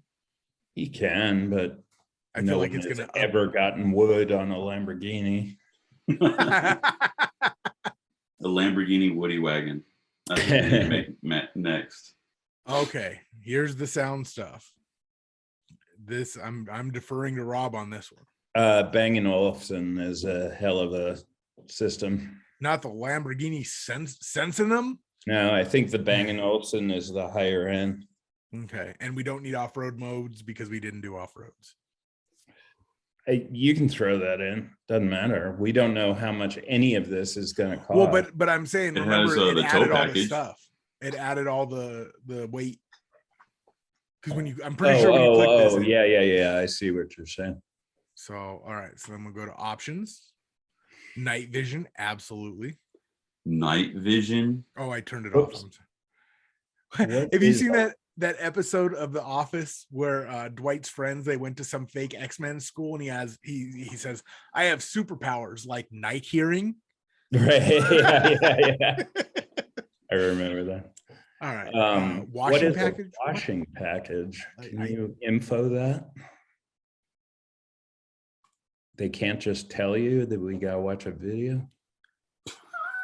It's got squirters in your wiper. Great. I can't live without that. Add that. All right. I did want night vision, right? Yes. Do we want a hands-free tailgate? Sure. I mean, it's only 15 grand. Bro, I don't know about you, but I only make one trip when I bring in the groceries. That's why you keep the broomstick in the back. Broomstick, dude. I don't need no broomstick. All right. Park assistance.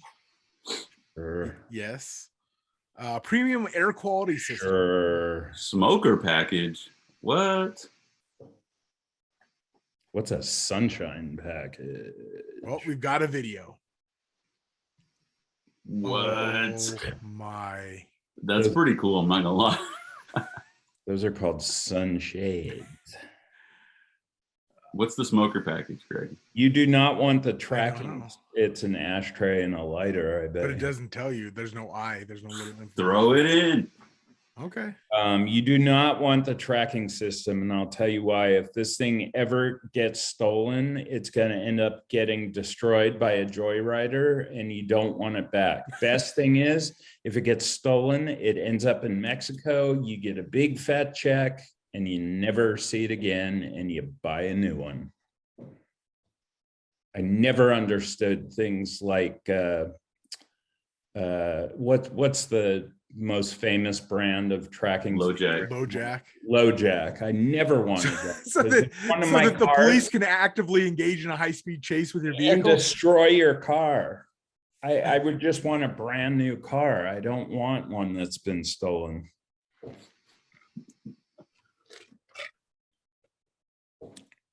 Gotta have a 21-inch spare. Yeah, this is all. Gotta have a racing exhaust. We could probably. Oh, wait. I was gonna say after this we can jump ahead, but I do want the pet ramp. Where do you see that? Yeah, and I want the dog safety belt. Yeah, the Lamborghini logo. Where on earth are you guys seeing that? Okay, here we go. Can you click on the info button? Yes. I want to see what it looks like. No videos. I like that. I want that. Can I just get that? Anybody watching, if you have one, can you just order that? All and three send of us love dogs? Do we all have dogs? Yes. Yeah, we need it. Come on, we need it. I want to see what the personalized safety belt. Damn it! It doesn't show you what the personalized luggage is. What's the pet ramp, Greg? Do they have a video? No video, but could you imagine like driving your dirt bike into that? Ride a little like 50 and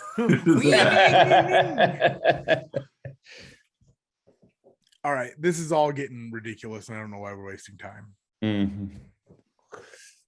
Okay, so here's all to the tune of $560,000. Well, they don't give us a price, so no. In fact, the only prices we've gotten are the Porsche and the Jeep, right? We didn't have a price on the Aston either. We had an average or the tested price. That is a hell of a good looking vehicle, if you ask me. The color makes it, because I've never seen much beyond yellow and red, and I've seen a couple of black ones. So this is, I can't believe I'm saying this, but I might, if I was gonna be in the market for one of these, I might actually do a whacked color like this. This still hasn't won me over, though. I'm not gonna lie. I would still pick the Aston over this. Have you ever seen one on the road? No, of course not. I like it, but you got to reserve judgment, in my opinion, all the time with these cars, because like they just look different on the road than they do in pictures, For the same price, could you get a Huracan? You could get probably almost like 1.5 Huracans for the price of this thing. For the price of this thing, could you get a Murcielago? Or not? They don't make the Murcielago anymore. The Aventador? Yeah, the Aventador. It'd probably be a push or close to a push on the price. See, that's where I'm at. I mean, why buy this thing when I could buy the Aventador? Because you can seat 5 people in this thing if you wanted to, and I don't have 5 people. You're asking the wrong guy. I mean, this is completely stupid, and I would never buy this thing. But you're asking a different question. The real question is, why are you buying SUVs, America? And the standard answer is because you can fit stuff in it and people in it and your dog in it. And for those with tons of stupid money, you can have this, which is the ultimate extension of an SUV. So there's your answer. Fair enough. Yeah. I reject your reality and substitute my Okay, Adam Savage. I love that. I reject your reality. And what is that originally from? Adam Savage. From Mythbusters. Yeah. Oh, right. Mythbusters. Yeah. I'm arranging our previous scores. And hopefully you've called up some road and track, car and driver. Yes, sir. Stuff. All right. So our first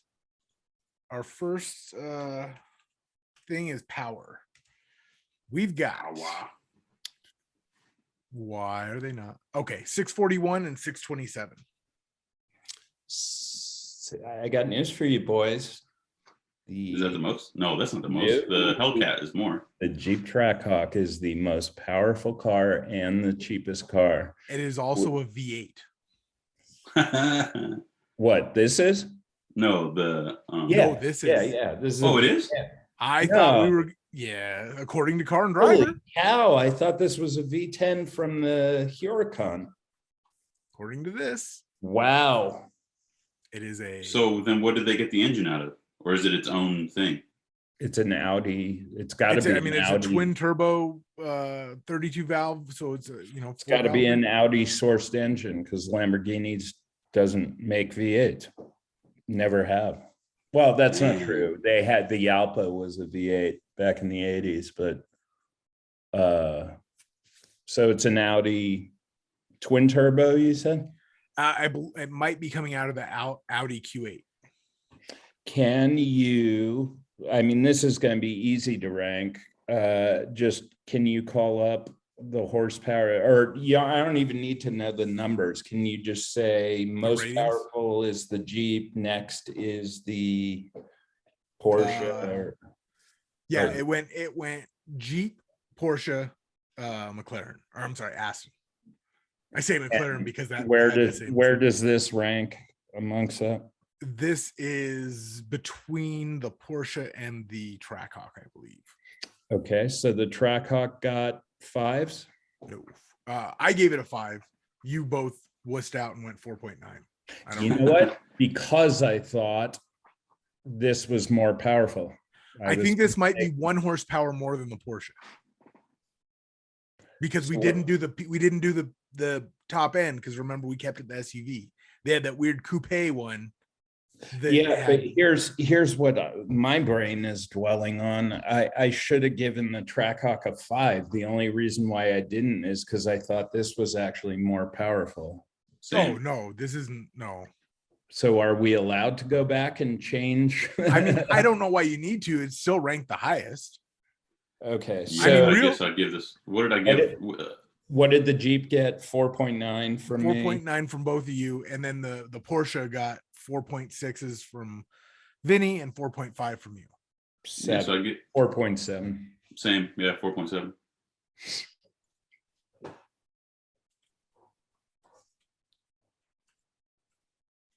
And what says Greg? 3. No, I think it's got to be that. That was funny. The only reason I would give it less is if I was factoring in the Porsche that we didn't cover, but that's not fair. So actually, I feel like I need to give it the same as the Porsche because they have the same power. No, you said this one has 1 horsepower more. Well, 1 horsepower in this level of vehicle, you could burp and change. There's your offset. Great. Is it more?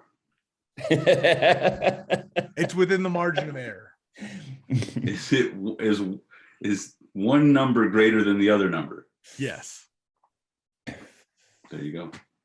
So I'll give it a 4.500000001 and Excel rounds to the nearest 10th. There you go. Well, fine. Next category. Right, so handling. Oh my God. Don't tell me this is a 1G. That's whole 1.7 G. No, 1.02. Damn. And that's clearly the best handling. Mm-hmm. So what was the other one? It was 1.1 or close to 1.1. Yeah, crap. Was it the Porsche was? No, it wasn't the Porsche. Oh yes, it was. It was the Porsche. Well, this gets a 5, obviously. Yeah, I'm not gonna quibble over 1.02 versus 1.04. Yeah, I'm giving it a 5. It's got to be. You? Yeah. Wow, I did not expect that. I'm not gonna lie, I didn't expect that. All right. Next is interior. 5. I liked it. Comes with a dog ramp. Yeah. Crazy over the top dashboard with all those screens. It's got to be. I think, yeah. Like flat bottom steering wheel, Alcantara option. Awesome. Yeah, got to be fair, right? And but I still wouldn't choose it. Cool digital, cool screens everywhere. Buttons. But Greg, don't worry, it's going to get killed on the VAT. No, it's not. Fighter switch. No, it's not. Not if we go by the prices tested. I'm looking ahead. I mean, prices tested what, 400 and something thousand? I'm not telling you yet. Okay. I'm reading ahead, not you. Oh, okay. All right. Performance. Okay. 0 to 63.2. Rolling start, like we've seen with all the SUVs, really hurts. It's 4.4 with a rolling start, which just seems like a big difference. The gearing, it has to be that gearing, and then just the weight. Quarter mile is 11.4, so it is quicker than most of the other ones. But it's losing to the Trackhawk in the quarter, isn't it? By No, the Trackhawk wasn't it now you're gonna 11.8? Look it up. All SUVs must be measured by the Trackhawk. I joke, but it's true. Yeah, I mean, you're not wrong. Yeah. So Road and Track is saying 12 seconds, and I remember. Wow. Okay, so it's faster than the Trackhawk. Well, in the quarter at least. Let me. We're gonna go apples to apples. Let me pull up the car and driver numbers because I don't want any. That's what we use to judge it by. So I don't want to use Road and Track.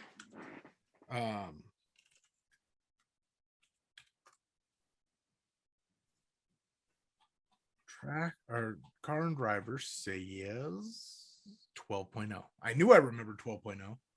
So okay, this is the bad. So it gets a 5. We knew that. Wait. We knew this because we did not give the Trackhawk 5s. What did we give performance?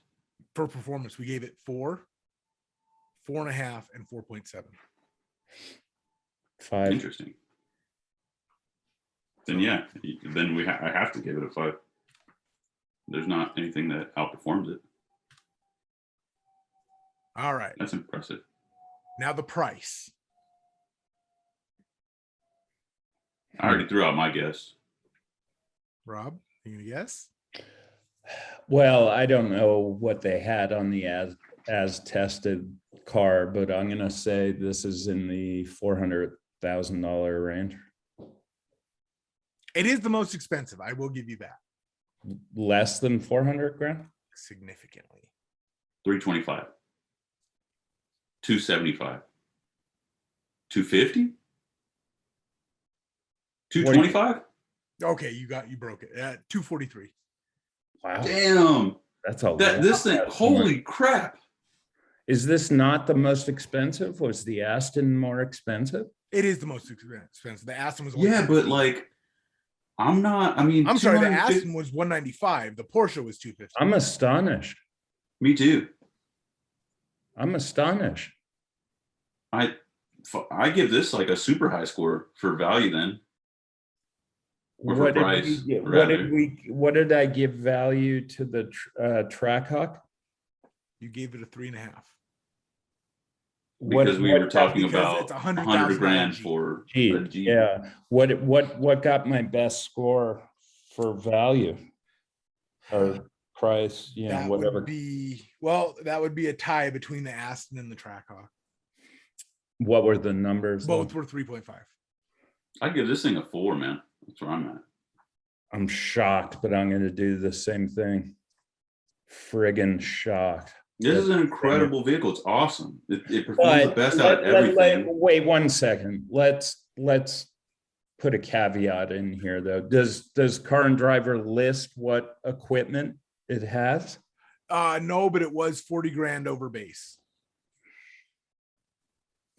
We could. The performance won't change, though. This is one of the flaws of this series and the other series we've done like this is that that's true, because we could have built like a $400,000 Urus, and we just don't know. But I mean, for having all the top numbers in terms of performance and not being outlandishly expensive as a base or a price as tested, this is going to get my top number. I'll give it a 4, like Vinny. Yeah, I still stand by my 4, because even if we account for even if we added another 75,000 in options, we're still not even at 300,000. Yeah. That's pretty damn good Here's the thing. for a Lamborghini. I still can't stomach a $250,000 SUV to give it. I'm saying to give it that high. Yeah. It's not even, I got news for you. It's not even, now that I know that number, it's cheaper than the Rolls Royce or Bentley. Those are even more expensive. But what I'm saying is, like, I can't give it a better number than the Aston, right? Because at the end of the day, I'm like, I don't see another 50 grand in this. Really? I don't, but I'm not saying it's not. I mean, holy crap, it's way under. Are you saying if you wanted to buy, if you had to buy one of these 4 cars, you would choose the Aston over the? Yeah. Where are you Track Hawk? Yeah. Over any of them, yeah. Oh, like if I had the Track money. Hawk. Like if I had the money, it would be the I'm Aston. not a Lambo guy. I'm not. Yeah. I mean, yeah, Track Hawk all day I mean, long. but I like the sound of a supercharger. Yeah, if we're talking real money, like that came out of my own pocket, of course it would. And I had to pick one of these, of course, it'd be the Track Hawk. Even if I can't. Even if I had the money for a Lamborghini or that Audi, or excuse me, that Porsche or the Aston, I would still get the Track Hawk, and I'd probably have 3 other cars in the place of those other SUVs. I'm probably with you there, Vinny. I'm thinking in order of preference, I would get Track Hawk first, this second, Yeah, Aston third, Porsche fourth. Yep. That would be my rank. Me too. I mean, I got to stick with what I gave the Aston, because yes, it's a lot of bang for the buck, but it's still $243,000. So it'll be a 3. Your score? Because I still think that the price of the I'm sorry. Hawk, No. I'm sorry. I didn't hear the number you gave it. A 3? Yeah. Okay. Because I gave a 3.25 to the Track Hawk, and when we're talking about value, I think the Track Hawk is a better value. But I would say this is probably on par with the value of the Aston, because it does beat it in some spots. It's just not my personal preference. So I'm not going to ding its value on my personal preference, but I'm also not going to say, oh my God, it's a great value because it's a Lambo for only $250,000. Oh, totally, buddy. So, that's fair enough. All right. So X Factor. Well, it's interesting. I was under the impression that they took the V10 from the Huracan and slapped it into this thing, and had they, it would have gotten a much bigger X Factor. Yeah. Oh, it would have a 5. I'll tell you right now, it would have had a 5 for me. Yeah. End of story. That's cool. I mean, the X Factor, the real X Factor, it's funny, is something I don't ascribe to. And what I mean by that is, I think the X Factor, and maybe you guys will disagree, is that it's a Lamborghini. And I'm not the kind of guy who would ever buy something because it's a, you know what I mean? Ferrari accepted, because that's been my dream car since I was a little kid. But, what we were just talking about in terms of ranking, I'd rather have the Jeep, because let me throw something out there for your X Factor and looks, because I feel like it's fair for you to have this information. With 2 empty slots, this is beating the Porsche on absolute number of points. So even without the last 2 sections, it's already beating the Porsche. We've all beat the Porsche. So I just throwing that out there. But none of us were impressed. No, not at all. But I'm just saying, I don't know how you want to dial it back, or because that's what X Factor is for, is to kind of fix where you feel like it fits. Yeah. The X factors are that it's a Lamborghini, and if you subscribe to snob appeal, that would be a big deal. For me personally, I don't care about that. I think this is the best interior out of the bunch. Styling is obviously the most subjective thing. I think it's handsome, but it doesn't like pour napalm on me and light me on fire. This is a tough one for me. And you know what? I want to hear you guys first. X Factor is tough. Yeah, I totally agree, because all the normal stuff that I would use to kind of gauge X Factor, I'm not particularly like in love with the brand.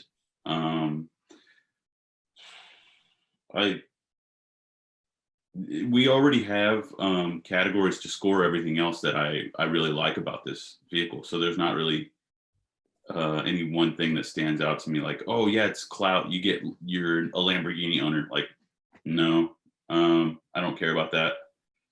Let me time out for just 1 second. If we were reviewing if the Ferrari Puro-Sang was out, yes, and was part of this, would you feel differently? 100%. Yeah, there's a prestige of ownership that I do care about with Ferrari that I could care less with Lamborghini. I totally agree with you there. Yeah, the brand just doesn't, I have no allegiance. I would feel a little dirty owning a Lamborghini, if I'm being completely honest. In a good way or a bad way? Kind of a bad way, because there's a particular type of person that we've talked about before that owns a Lamborghini. Mm-hmm. And I don't consider myself to be that. Do you want me to just tell you my score so you guys can all feel less bad about giving it nothing? What? I'm giving it a 1 because it does nothing for me, but it is a Lamborghini, so it gets that 1.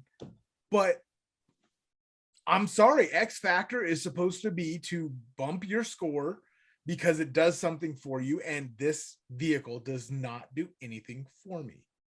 In any regard. I do kind of like, after your history on Lamborghini, I do kind of like that basically we're talking about a brand that is basically like a giant middle finger, like in every sense of the word. Like that's why it gets 1. Like that's where it's getting it. I kind of like that though. It's not like its origin was in that, right? Like someone felt slighted and they were like, okay, screw you, I'm gonna build something.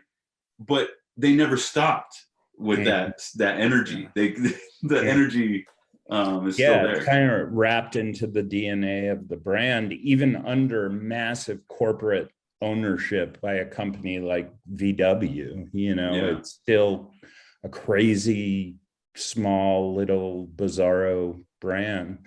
What did Greg call up the numbers that we gave to the Porsche in this category?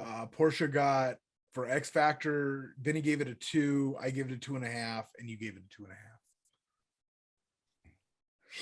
See, that changes things. I didn't realize I gave that much to the Porsche, because I would opt for this over the Porsche every single time out of 100 chances. Well, to be fair, I gave the Porsche 2.5 because I felt like I was being extremely hard on the vehicle.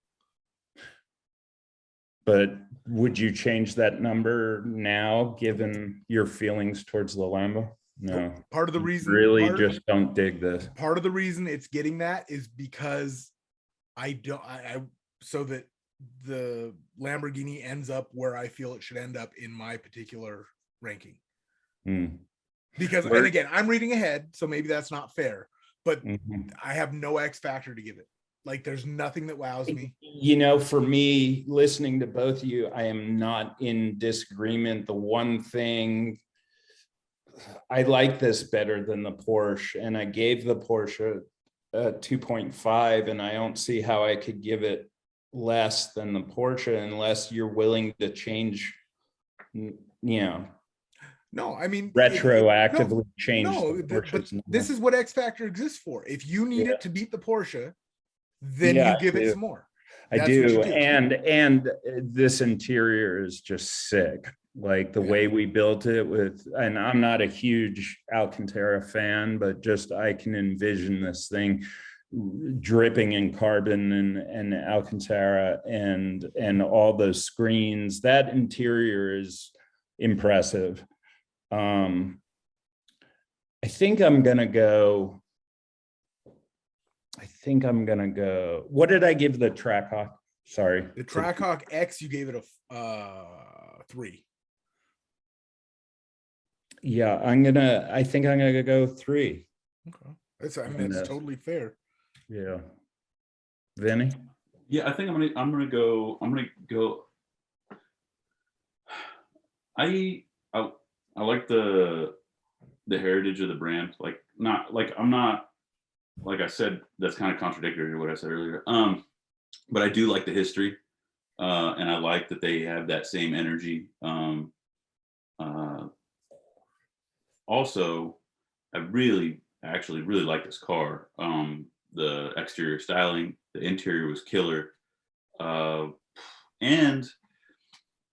it doesn't really matter to me in some sense of the word, but I think most people would say like owning a Lamborghini is pretty baller. Like that's cool. Yeah. So I give it like a 3.5.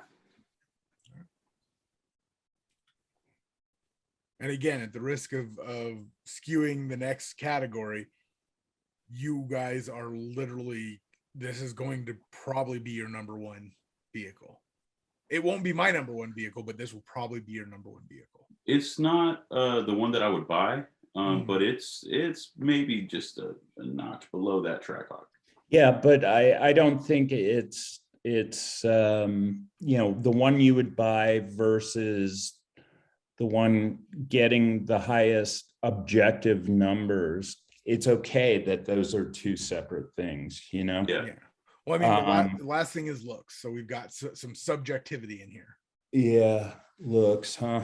I've already got mine. Like, it's going to be a 3, and for basically the same reason, but on the opposite end of the spectrum as I gave the Porsche a 3. And that's because it's a little too wild. Whereas the Porsche was too bland, this is a little too, I guess, aggressive. I don't care for that weird sloping rear roof line. The angularity, obviously, it's got to happen. Like, good for them for doing it. I don't like it, but good for them. Like, they kept true. But I don't hate it. I just don't like it. It's boring. Like, I don't feel strong enough about it either way, so it gets a 3. It's literally the same as the Porsche for me, but not because it's too boring, but because it's a little too aggressive. I think it's good looking as a SUV can probably get. I like the Trackhawk and the Daytona or the Durango more, and I think I gave those pretty high scores. What did I give those, Greg? We didn't rank the Durango because the Durango would have got a higher score from me. But you gave it a 4. Rob gave it a 4. I give it a 3. Oh wow! I give the Trackhawk the same as. Okay, fair enough. I'm fair enough. I give it a 3 as well. I would give this one a 3.9 because it's not as good looking as the Trackhawk, but it's pretty dang good looking. And what did I give the Aston Martin? You gave the Aston a 4.6.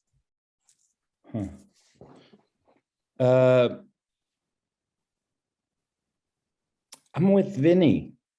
I mean, I might, anyone out there could accuse me of being a little biased because I drive, my daily is a Grand Cherokee, which doesn't have quite all the bells and whistles on it as the Trackhawk. It doesn't have the vented hood or anything like that, but it's essentially the same profile.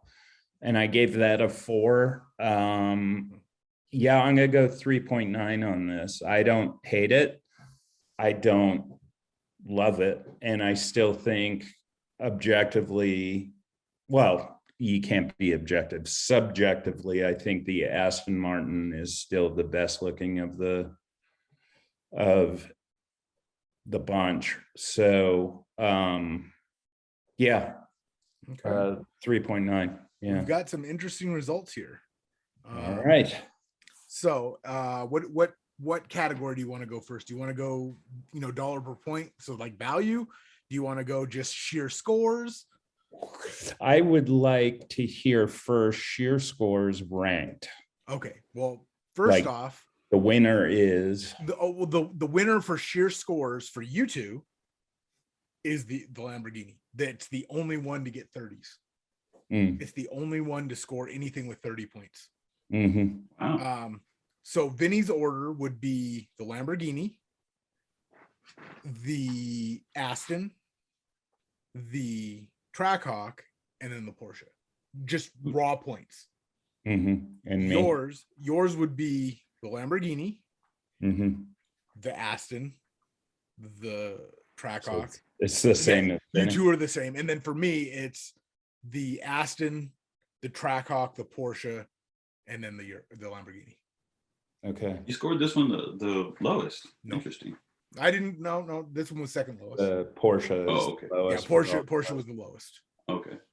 And like I said, I made sure that's the order I expected it to be in, because that's the order from when I walked in. Although I will say I do respect the Lamborghini more than when we started this. It has my respect and admiration. I just don't like it. It doesn't do anything in my heart. And do you want to go the actual numbers and price the values? Okay, so you and Vinny were so close. Like you 78.25 and 79.53. So that puts the value obviously below the Trackhawk, below the Aston,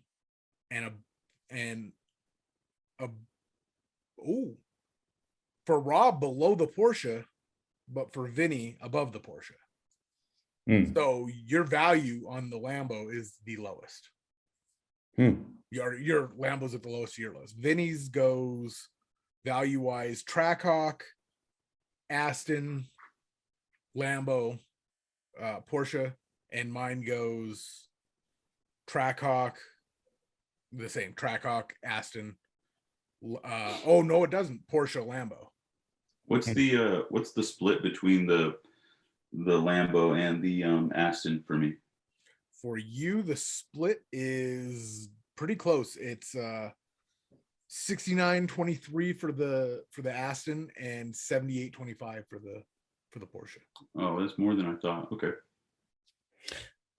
You know what's the important thing to note out of this? This is the first time in our builds that the American car tops the list in terms of value.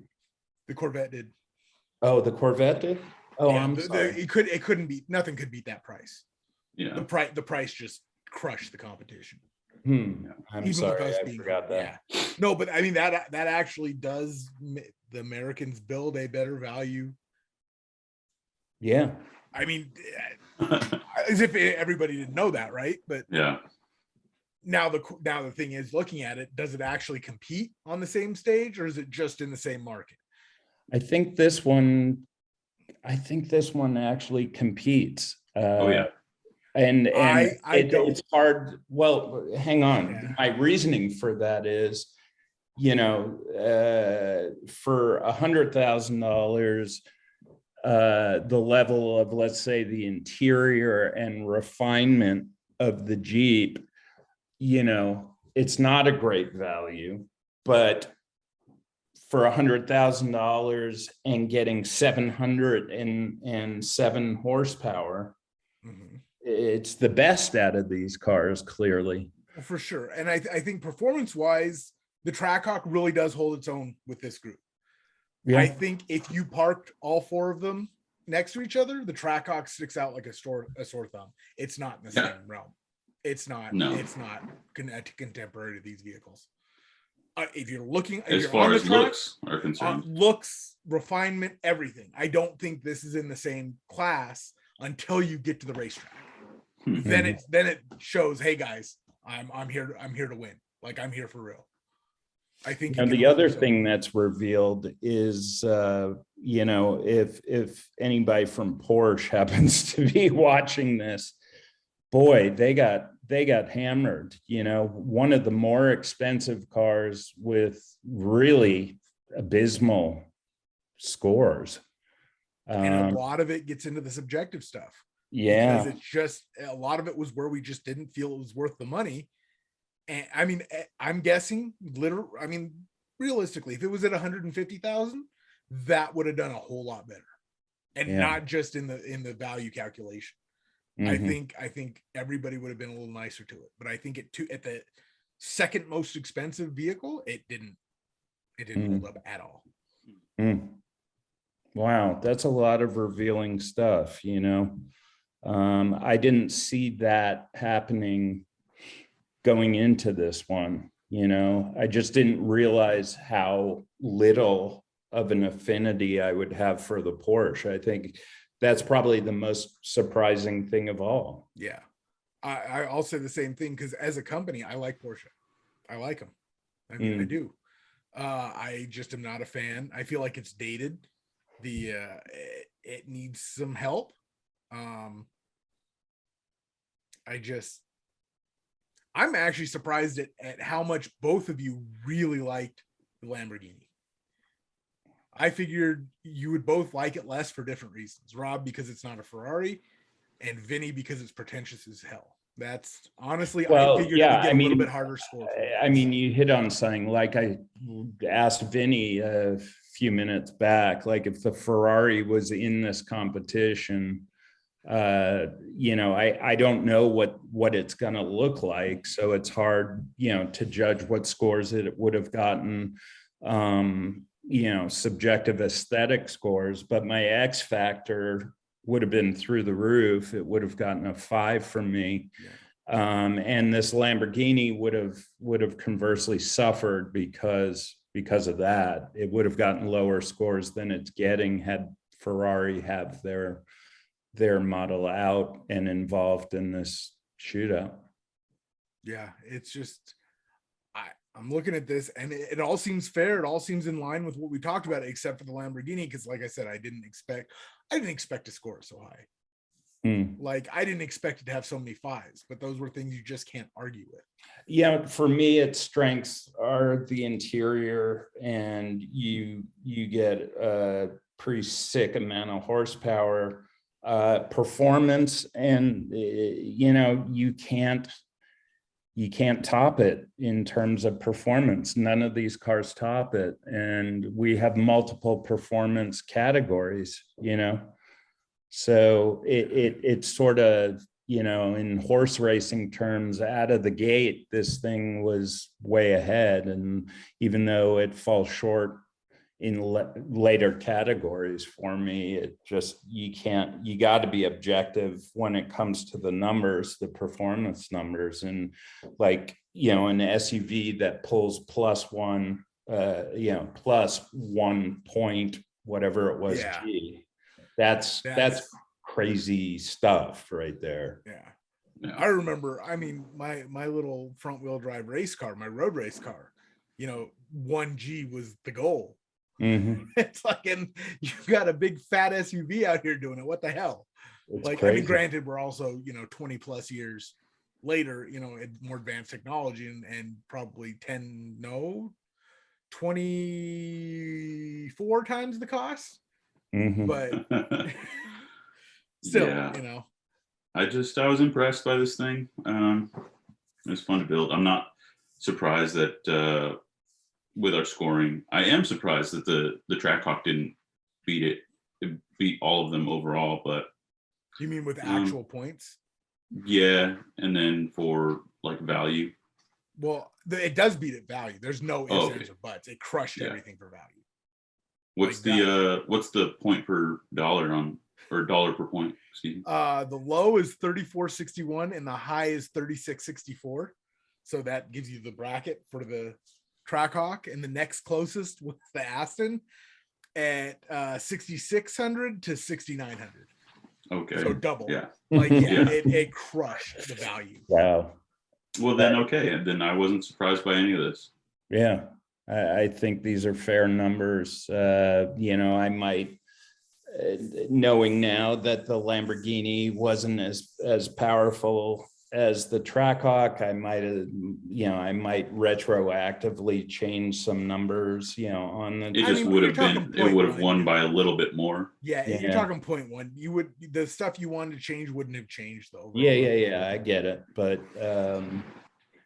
well, there you have it. There's our shootout, man. America hanging in there, just like in the sports cars, you know? Yeah.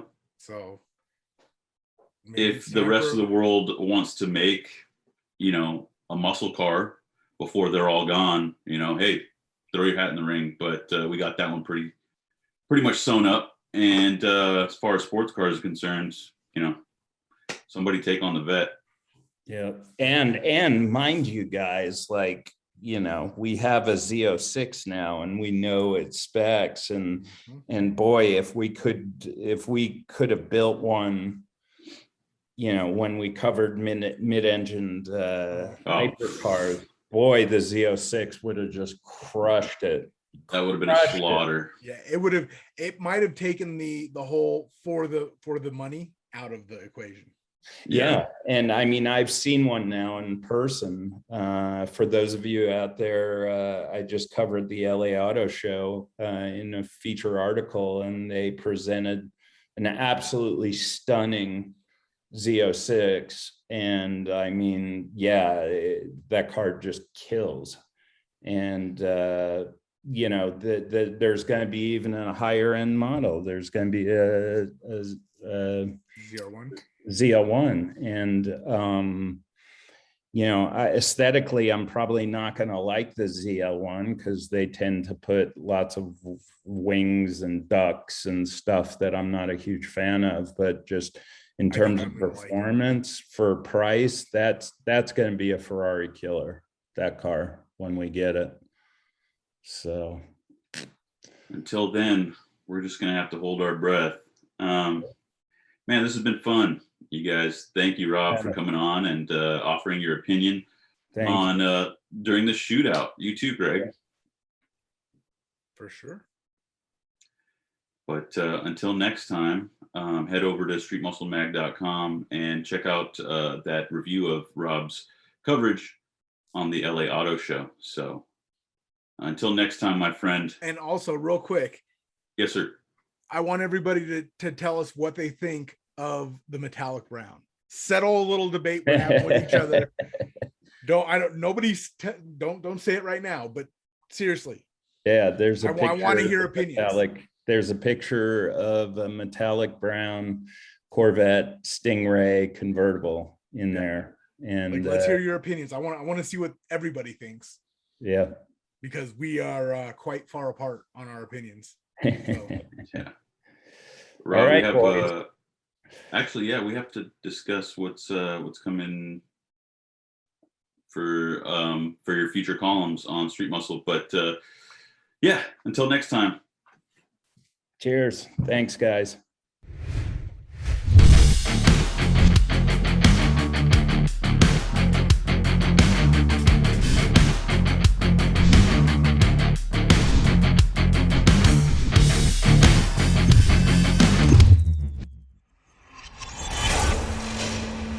There you have it, Greg. Man, this was a series that, just a moment ago I said, it didn't really surprise me. I knew that the Trackhawk would probably win as far as value is concerned, and the rest of the cars, they were scored where I thought they would be. Yeah, I actually gained some respect for the Lamborghini. I still don't like it; like it's not my cup of tea, but I gained some respect for it. Yeah, it's cool. Same thing, man. I'd probably never go out and buy one, but I really liked the car that we built. I thought it was cool.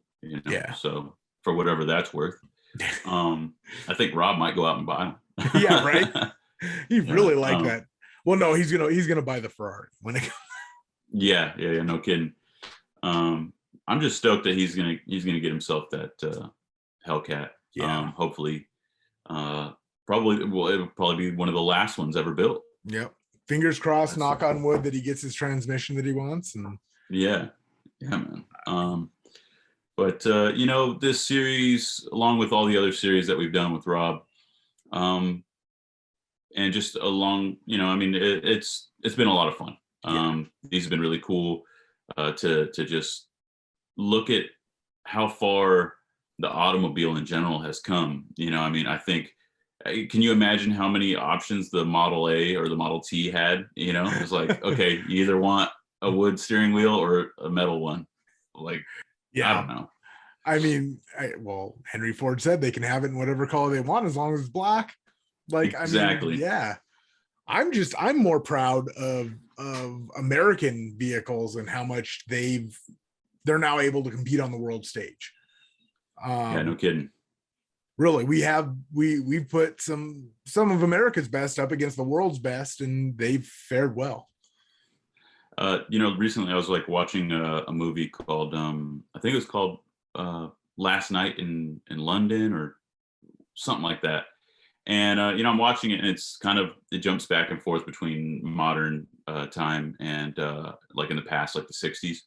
So they're showing like a few different British sports cars and automobiles, and I was like watching it thinking like, oh, this is pretty cool, but really nobody does it like us. I started thinking about the same cars that we were making at that time, big Cadillacs with like these massive 500 cubic inch engines. And we have a style that is all our own.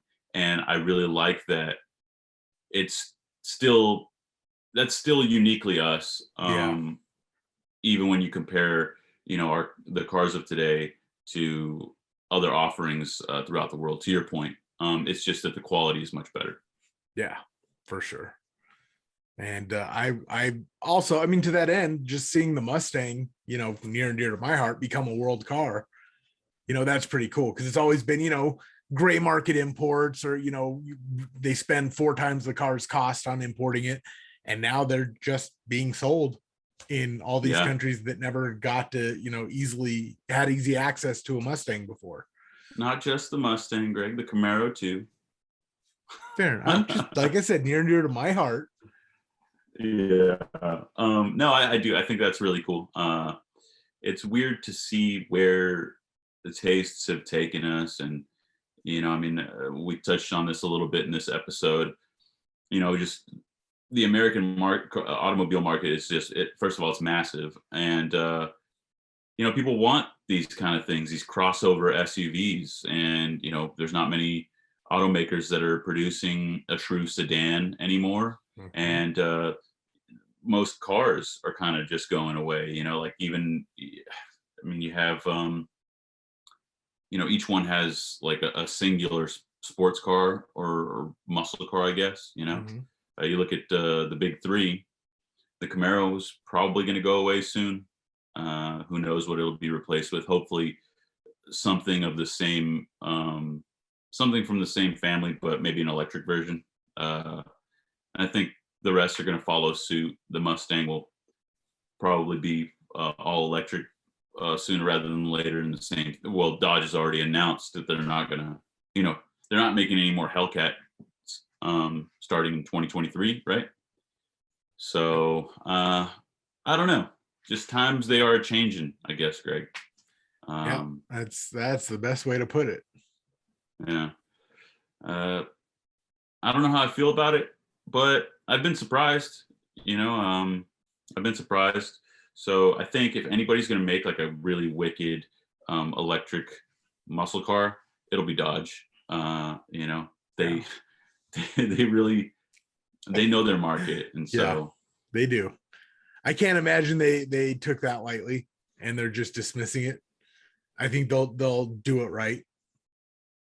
Yeah, well, Tim Kuniskis, who's as big as it gets over there, he announced that they're going to be making that push sooner than later, and I tend to believe him. He's a car guy. He really lives and breathes that brand. So for him to say that they're going to make something that enthusiasts will love, I believe him, and I'm going to wait until they do. I'm going to reserve judgment until then. Yeah, for sure. And it's one of those things where they have to have been planning for this. This isn't something that just magically gets done in 2 years, right? Right. They've been planning, and they've had something in Skunk Works for a while. Yeah, it's not something that's going to be rushed to market. I'm confident they're going to lead the way, just like they did in cramming giant horsepower things into anything that had wheels. Yeah. This podcast that we created, we started out by saying that it was the all-encompassing car show, right? It wasn't just about muscle cars. It wasn't just about any one genre of vehicle. Even though you run Engine Labs and I run Street Muscle, we wanted to keep it open-ended to where we could talk about any kind of vehicle or anything that has to do with automobiles. And so that includes electric vehicles. I mean, we had Scott Black on an episode. You remember he owns the name of his company escapes me, but the tungsten mining company. He owns a tungsten mining company, and he shed a lot of light on infrastructure that's needed to really make the jump to electric cars. And we shot that episode. That was 20. Yeah, in the 20s. So that was over a year ago. Yeah, that was like early 2020, I think. Yeah, but so I always said in those episodes when we talk, anytime electric vehicles came up, I've always said that, I don't hate electric vehicles because I love hot rods. I'm actually excited about the prospect of like seeing what will become of the automobile and how can we hot rod electric vehicles? Because as well as I do, people are going to do it. So how do we do it? Or how do we turn,